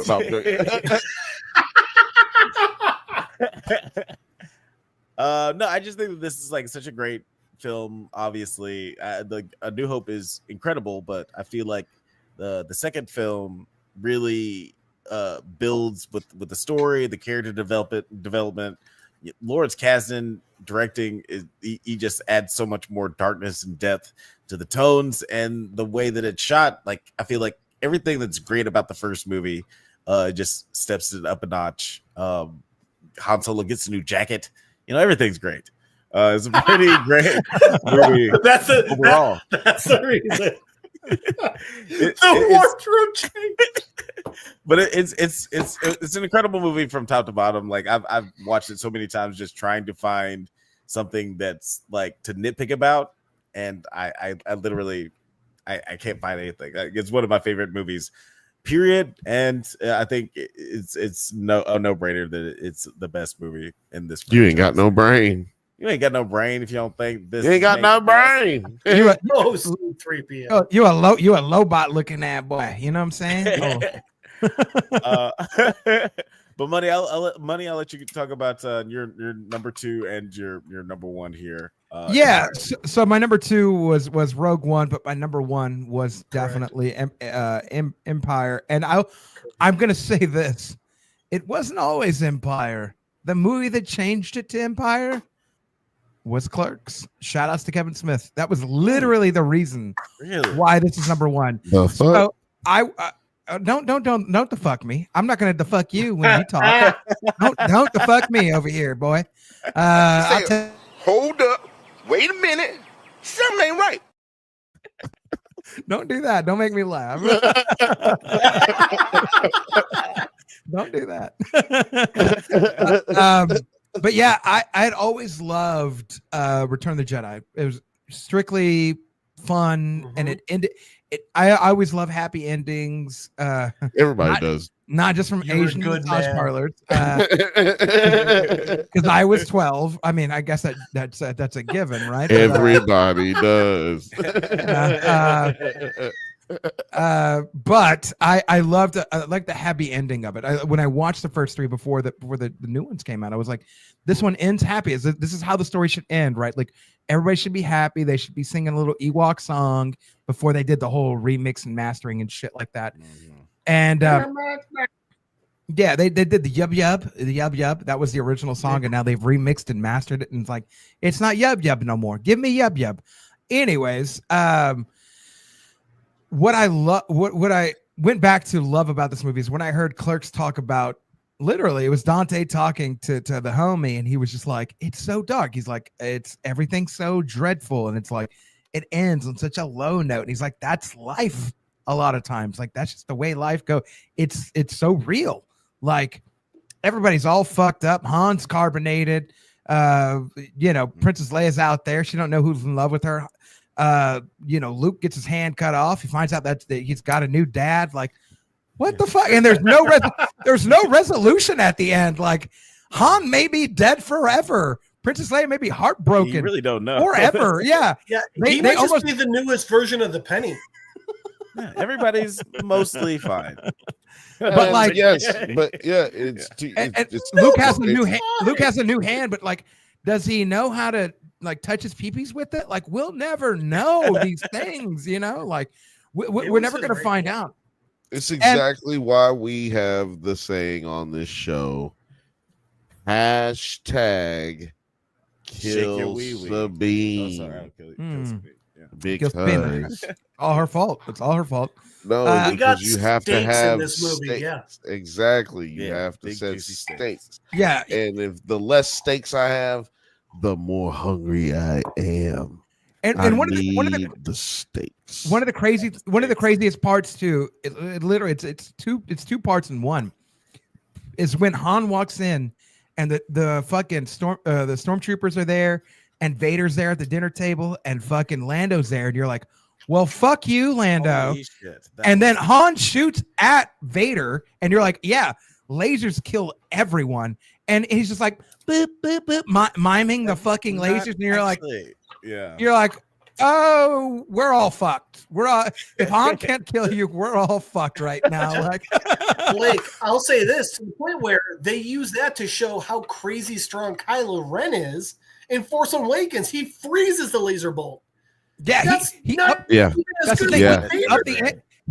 ante. When you're a bad guy and you're like, oh, I know what my grandfather did, but let me up the ante. The sound design on that scene was so crazy. Kylo froze it. Vader caught it like T-ball, man. That was so awesome. And then you see fucking Boba back there too, and you're like, I don't know who you are, but I also don't like you. But also, I want to know more. I don't know what you're doing, but I want an entire show based off someone like you, but not you. Also, nice cheeks. I'm here for it. I don't know you, but nice cheeks. But keep clapping.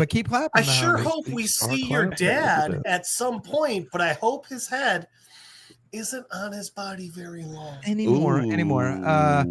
But yeah, every setting that they did, right? Like from snow to Dagobah to fucking the meteor to fucking Cloud City, like every setting felt like it felt dope. It felt like a new place that you're like, we were just on sand, and then we went to the sort of like like sort of like Mexican tropical, like they were in the I know Yucatan Peninsula sort of feel. Like, I get it, right? But like, what else? Hey, what else is universe? What else has universe got to offer? And then you see a snow planet, then you see a swamp planet, then you see a planet in the clouds, and you're like, what are we doing? Like, this is so cool. And then there's there's a whole worm that lives on an asteroid. What the fuck? Like, literally, dude what has his the whole fuck? own life. Yeah. Huh? Yeah. Oh, go ahead. No. Continue. And then they explore the Force in a way Just like, no, I will talk. where even the wardrobe design, even for Luke, goes from white in the first movie, gray in the second movie, black in the third movie. Like, the wardrobe choices for this, like, they're doing everything purposeful. And then you explore the Force, like, yeah, you can move rocks. Hey, you can move a starship. Hey, but can you control your mental and emotional health if you go into this darkest part of this forest, like where there's like this dark energy there? Do you know how to handle yourself? The fuck you don't? Not yet. You're not even there. Force, bro. Yeah, can you force, bro? It's not just about lifting rocks. Bill, did you already give your take on? Letting Jeff go. Oh, I guess I was done. Yeah, I guess I was done. But yeah, sorry. Just to wrap up, just to even see outside, nerd. But just to even see a Yoda, and you're like, what is this little Muppet sumbitch? What is he doing around this little frog looking sumbitch? Yeah, Muppet sumbitch is what I called him. This little Muppet sumbitch. What is he doing? What's you doing over here, bro? And then he's the strongest Force user that we've ever seen, ever, never, bar none. And you're like, okay, bro, like, what the fuck? Like, what have you been doing, man? What? So, anyways, all that to say, we're introduced to so many elements that were built on in the first movie. It was the thing we've all talked about with The Force Awakens. We all seem to enjoy it. It's in our list. It's in there, whether we voted for it or not. It's there. But this is what the mid movies did is the promise that they promised you in the first movie. They delivered in the second movie, and they brought everything. They brought all the elements, and you're like, I didn't even know this. I didn't even know this world could do this. I didn't know this universe could do this. And also, I didn't know I could tell a girl when she says I love you, I could just say I know. That's it. I didn't know I could just do that.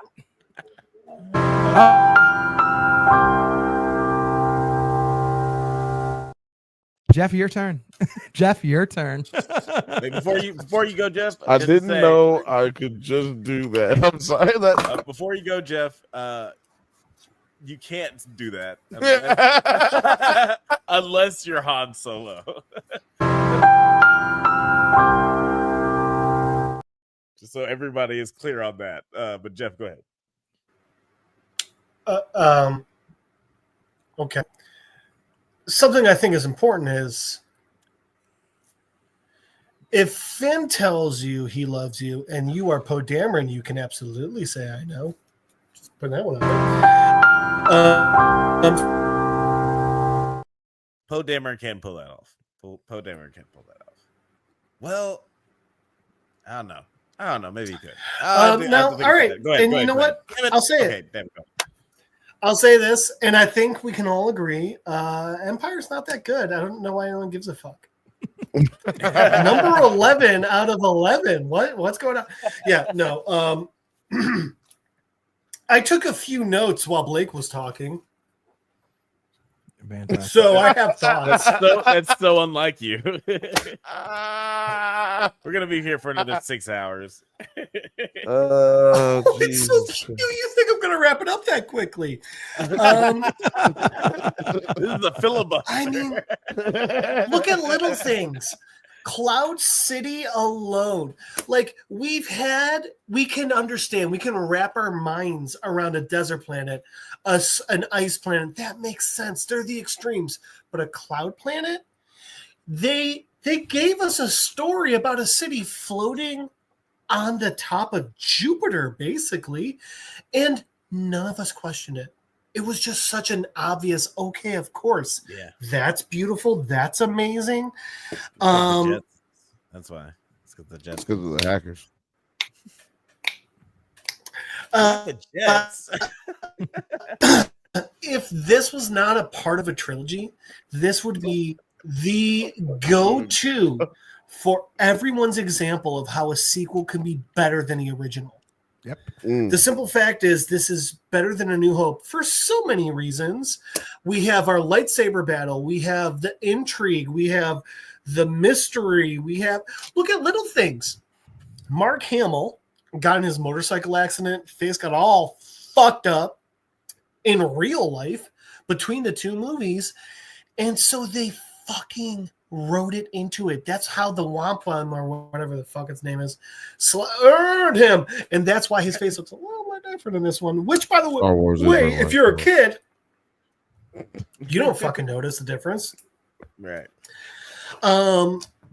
Shit. This is on that note, real quick, Lando- Jeff, my Go. PE teacher, Miss McIntyre, when I was in second, What's up, third Miss grade, McIntyre? How's it going, girl? She told me specifically, she was like, do you know why his face looks different in Empire? I was like, no, because she knows I was a Star Wars fan. And she's like, he got into a motorcycle accident. And he got into she said car wreck. And I looked it up later. It was a motorcycle accident. But like, she's like, he got into a car wreck and he had facial reconstruction surgery. And that's why his face looks different going forward after this movie. And I was like, how the fuck do you know? We're watching the 96 Olympics. Why are we talking about this right now? Like Floyd Mayweather is boxing right now. Dominique is doing her thing on the rings and on Blake Moneyweather's inspiration is boxing. This was his first year. That was his Olympic year. He lost. We don't even talk about. Or I'm going to bring it up. But he lost. And he shouldn't have lost. He should not have lost that fight. It's like Roy Jones shouldn't have lost this fight. But anyways, it is crazy that 11 years after the movie came out, y'all like your teacher is still talking to you about this movie. Yeah. By the way, I learned this from my mom when I was talking about how amazing Star Wars was. Like, she was just like, oh, by the way, do you know? And by the way, I know I do trivia like a motherfucker because I'm clearly somewhere on the goddamn spectrum. But my mom fucking threw that shit at me. All right, next, Lando Calrissian. That's an example of Star Wars listening to their fan base and being like, you know what? You're right. There are no black people. Let's not just add a black guy. Let's make him the fucking leader of the best city we've ever seen in Star Wars. Also, because let's be honest, all the other ones were do it. I was gonna say the coolest motherfucker we've ever seen in the galaxies. Like just the coolest motherfucker, bro.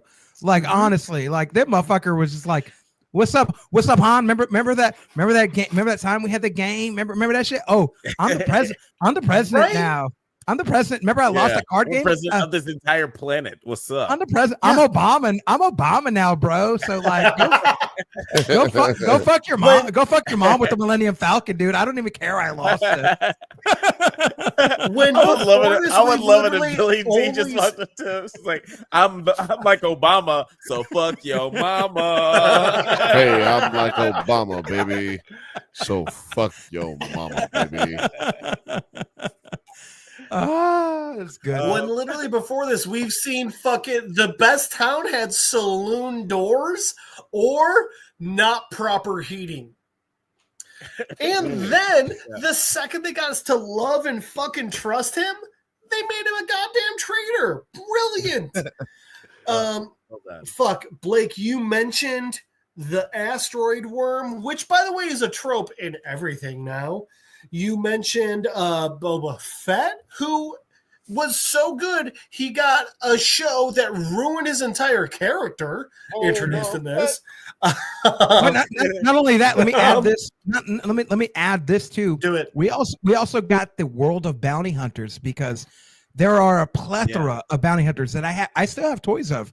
IG-88. Oh wow. Boss Nosk, right? Like that guy who's in the suit. He's a reptile type looking figure. Yeah, the fucking lizard face. Yeah, that lizard face guy. But you get this world of like there are all these people there's all these people that are all intergalactic who are just like normal people, just being like, hey, I want to make money. How can I do this? I like money. How about this, Blake? To the point where we're introduced to Greedo in A New Hope, but it's never mentioned that he's bounty hunting. It's just this is a dick that's trying to kill Han. That new Anakin. Turns out Greedo. That new Anakin. Right. That's it. All right. Next up. Oh my god, I have so many notes. All right. Next up, the opening fight laser ship scene is so big. It was referencing goddamn Marvel's Civil War. Hey, you guys know that really old movie, New Empire Strikes Back? I mean, which, by the way, again, that's a trope now. The whole like tripping up their legs. Next, I got Yoda. I'm sorry. Go ahead, Alex. Say it. No. I was just gonna say, like the Hoth scene is incredible, and it's been imitated a whole lot, and the way that they use the miniatures in that movie is still great. And also, I think it's fair to say we're all talking about the 1980 version. We're not talking about any of the special edition. You don't even need special effects. You don't even need Disney Plus. Did you mean the version? Gotcha. Yeah, like the version you can't legally find anywhere on the internet, which is so upsetting. I mean, to the point where like that fight scene is in almost every Star Wars game available. There's always a version. The most recent, the Cal Kestis games. Yeah, there's not the Four Walker, but there's the ATSTs that literally you have to find a way to climb up to get inside. Anyway, I'm sorry. Next up, Battlefront, bro. In Battlefront, you can choose to be a soldier, or you can choose to go ahead and go into a fucking squadron ship. I might play some Battlefront after, and then do the loopies. You can even play Rogue Squadron. Also, Rogue Squadron, same thing. There was a level where it's all ships. The whole thing's all ships. Dude, there's a whole level where you're on Hoth and you have to fucking go ahead and like trip them. You have to go around. Like this is a very influential level. I feel this is an important point to give a warning to our listeners.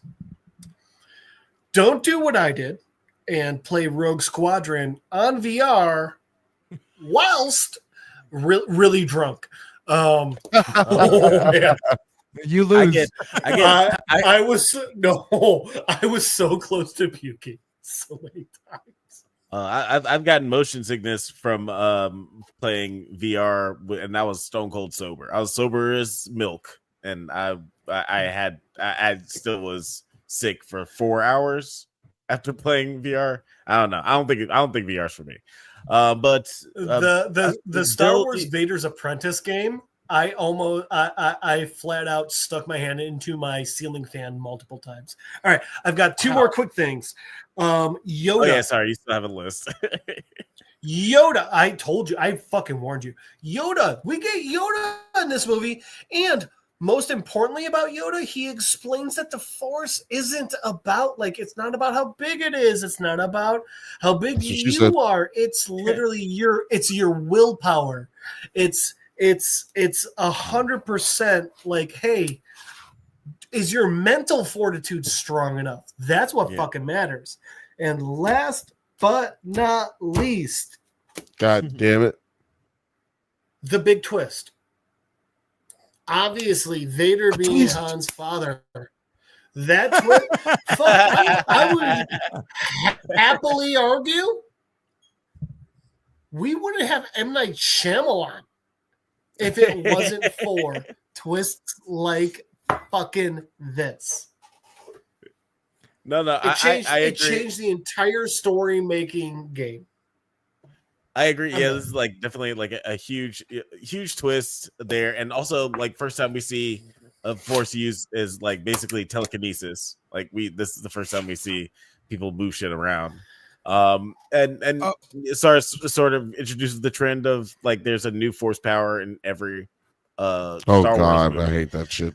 I mean, one thing before we go to get rid of them I did sometimes. love Where's the force? Last Where's the Jedi force force run? power.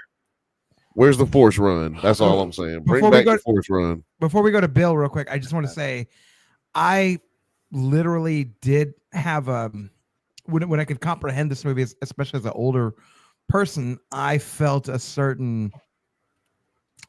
kinship to Luke. I didn't know who my dad was till I was about 6 or 7, and so when he's already what are we assuming he's at? Anywhere between 21 and 24 right now, maybe. I mean, well, probably 21, right? At the minimum, he's at minimum 20. Yeah. Okay, so we'll give him 20, 21. He doesn't know who his dad is.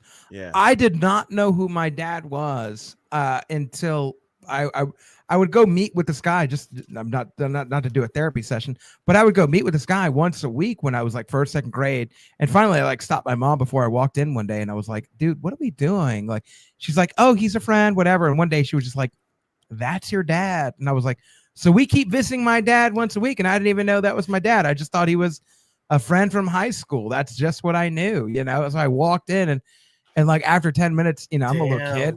Don't nobody know. Don't nobody care what little kids say. But I'm like, "Hey, dude, are you my dad?" And he just like laughed, and then everybody got quiet. And I'm like, because he was working in a funeral home, so there was other workers there. And he's like, "Yeah, I'm your dad." And I was just like, "Well, that's crazy, right? Like I didn't know that." But I think maybe he thought I knew. It was a weird thing. But when Luke gets informed, "I'm your dad," like in my head, kind of mentally, I was like, "No!" That's impossible. No, Luke, it's not impossible. Blake, And I'm like, "Fuck, I got to be a funeral director when I get older. What the fuck am I doing?" Blake, I gotta say, and I'm proud of myself. I had a buckshot joke I'm going to pass over because I actually do have a question for you. How old were you when you saw Empire, and how old were you when you figured out that your dad was your dad? Hey, I was like 6 or 7, and then I finally watched. Just curious. Yeah, I was like 6 or 7 when I figured out who my dad was, and then I think by the time I watched Empire, it was definitely after that. It wasn't then. It was probably Okay. 8 or 9. It was 8 or 9. But as I got older, so that's the first time you had that type of connection in film or television. As I got older, the more and more when I thought back on that moment and it clicked as I matured more, it just sort of feels like, bro, imagine being like an older person and just being like, I don't know who my dad is, and then you realize like your dad is the most evil person in the world, and you're like, oh my god, that's gross. Leave me. Yo, Hitler murdered my dad. Nope, Hitler is dad. No, wait. Also, you just cut off my hand. You're gross, dude. Leave me alone. And you don't know where I'm gonna end up. Like, ugh, bro. I think that, like, honestly, like deep down, his first thought was most likely small world, right? Like, who would have thought? Who would have thought? Who would have thought? And all the gin joints in all the world. Of all the people I could fight with lightsabers right now, it's gonna be the guy who's my dad, huh? That's crazy.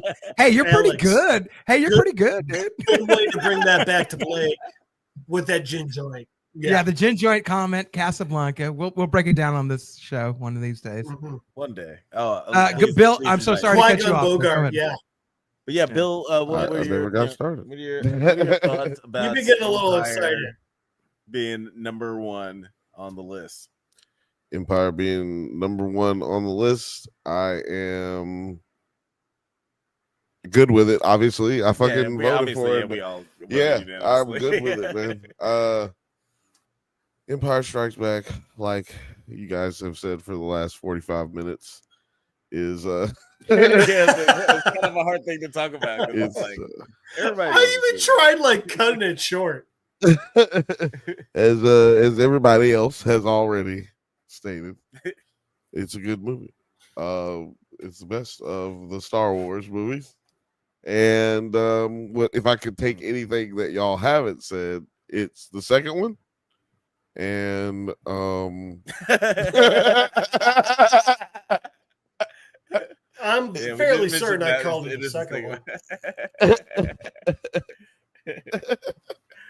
It's the second one. It came out in the 70s.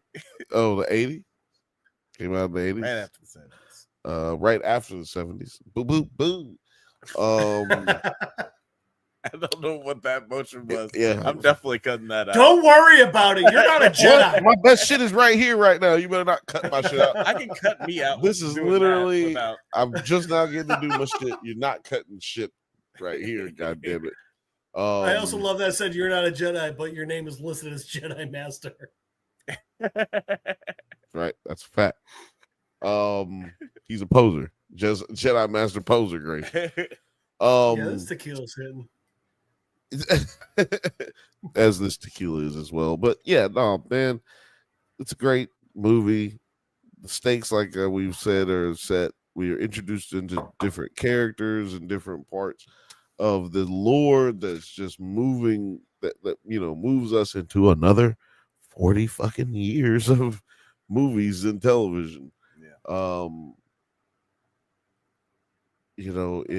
It's not directed by George Lucas, which was probably something that should have been a constant going forward. Yeah. As far as the movies go, because it's really hard to do all those things at once.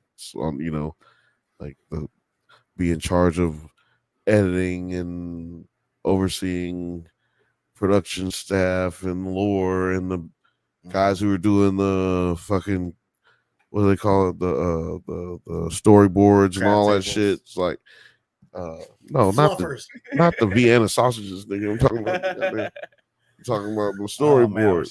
Dudes, no, you don't. Oh, stunt cocks. No, you don't. Because you get to that third Vienna sausage or that second one, you go, why I get these goddamn Vienna sausages?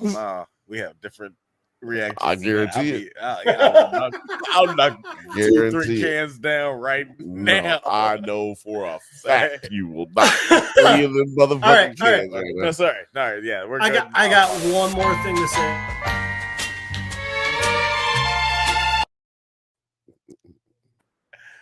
Wait. What? Okay, sorry. Jeff, what was you about to say? Something that came out of this movie that has come out of every Star Wars, especially the games, the lightsaber throw. Oh, yes. That's the coolest fucking thing. So it's fucking cool. Right back. Oh my god! It's the first ability I upgrade in every goddamn Star Wars game because I want to murder everyone. I mean, well, it is also the first time, this movie is the first time that they actually use the Force as bringing something to them. Mm-hmm. When Vader's grabbing no. heaters and throwing them at his son. We had it before this. The first time we get introduced to a Force grab motion is when Luke uses the Force and he grabs it in the Wan? Is it, what do they call it? Yeah, but that's what I was saying. This is my time. No, that's Mario. This is my time. This is my time. You're right. And that's what I was saying. Right, let me shut up. There is a difference. My argument is Luke was bringing the lightsaber to himself as opposed to Vader grabbing them and throwing them at Luke. I know it's a small, subtle difference, but I think it is an important one. But back to you, Bill. Finish your. No. It was just a point of, just to his point about the power sets being explored. What can a Jedi do? That is automatically touched on first act. Boom. Luke's got to try to reach for his lightsaber in the sand. In the sand. I almost said the dirt. Then I said sand, but it's in the snow. He's got to reach for his shit in the snow. We had never, or they had never seen anything like that before, and it just speaks to how there can always be more added to this shit. And for people who are out there who are like, no, for those people, Not how the Force works. you can just S a D, okay? Yeah. S a D. And that means suck a dick for those who are out there who wonder. Well, to even go to that, you wanted to know. To even go to that point, the Ryan Johnson one, when we see Luke just force project himself from a different planet, and like it looks. I think was such a cool power. Yeah, it looks so cool. I was like, I didn't even know Jedis could do. I didn't even know nobody. I ain't know nobody in the galaxy could do no shit like that. Okay, just force project yourself. And then you're like, oh, also, I've got Floyd Mayweather defense when it comes to fucking lightsaber battles. Okay, cool. Blake, I will say this. That scene is why The Last Jedi is higher on my list than it normally would have been. Fair. I thought that scene was so brilliant and so cool. And such a cool way of showing, like, hey, a Jedi's powers aren't always I'm going to shove you or pull you or choke you or throw my lightsaber at you. There's other ways I can use the Force against you. And you know what?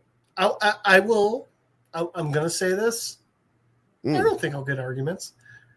Outside of the video games, I think that was the best showing of a light side of the Force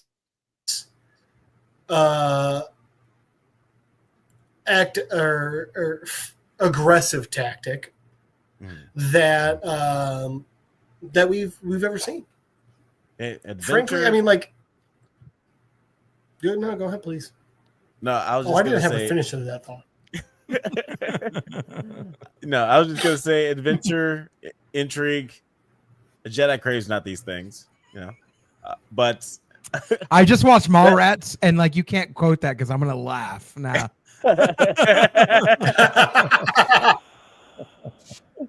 Mallrats is the best of the Kevin James movies.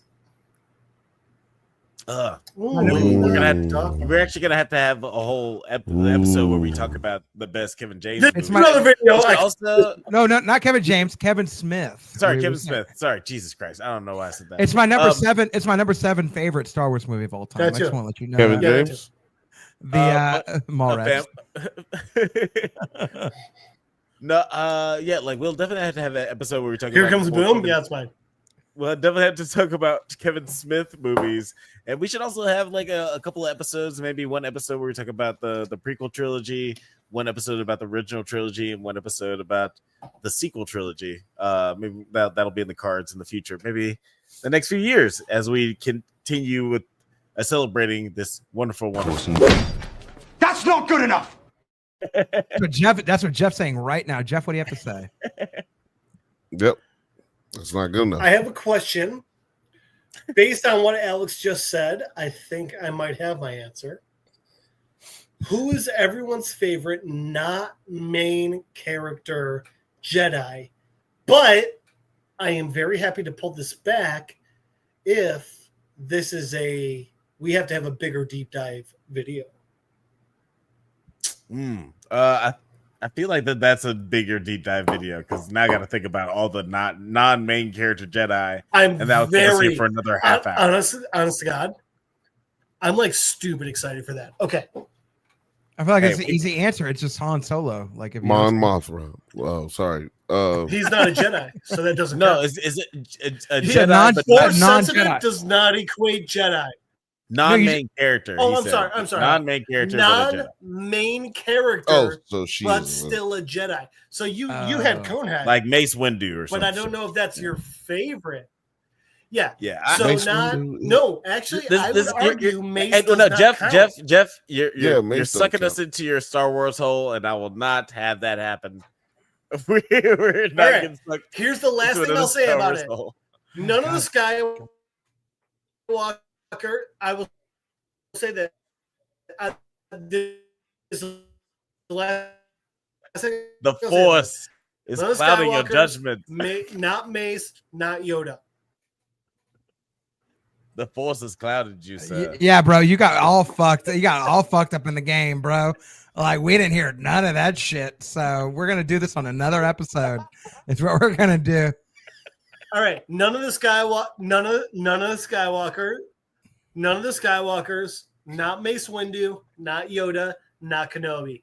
Because you came in clear, but we just don't want to hear it. We storylines just of don't all. want to hear it. No, he came in clear. we're just not clear here the for second it. Oh, time, that but you did not come in clear that the I first time. understand, and I'm okay with it. You did not come in clear the first time at all. The Force Whatever. blocked that shit. Fucking man, Yeah. with you. You know what? I'm enjoying myself. I'm enjoying my holiday. All right.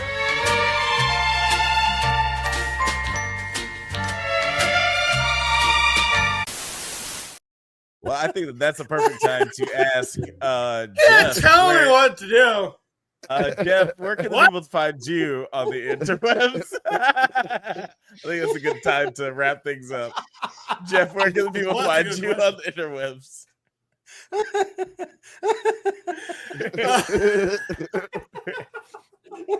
I can't stop laughing.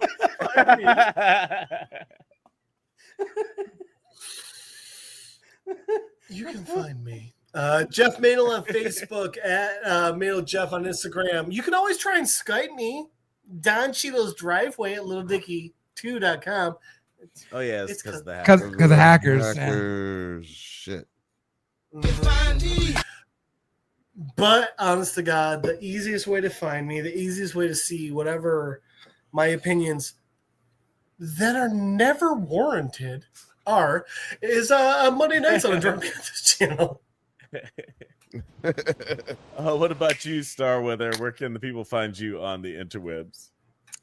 Well, if you want to find me, you can find me at Infowars.com, Black Helicopters, CIA documents. We got documents. That's suspicious. That's weird.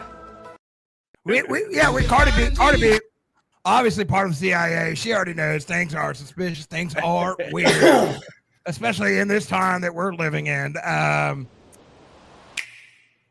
Oh, that was nice. I can just transform right in front of everybody. That's cool. I can just do it. Christopher Walken, like, wow, it's wonderful. You can find me.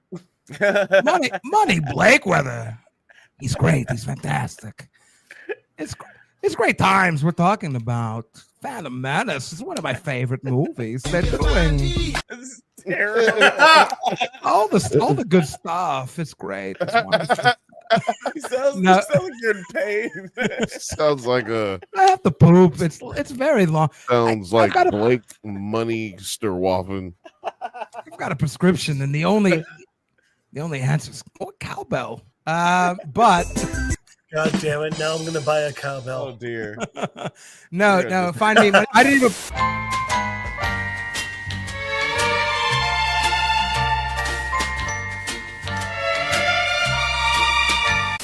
Money Blakeweather, Facebook, Instagram, Twitter, Snapchat. Okay, everybody go follow me there. Don't do it. Don't do it. Just go to NerdsAtNite and just follow the channel and help us get to 10K. Help us go to 10K. Don't even follow. I really don't care, because you're gonna probably disagree with me on the Star Wars, and I just don't care. I just don't care. I just don't care. So just follow all of us, NerdsAtNite. Anyways, leave me be and go end the show. Yeah, go end the show. Go ahead, end it.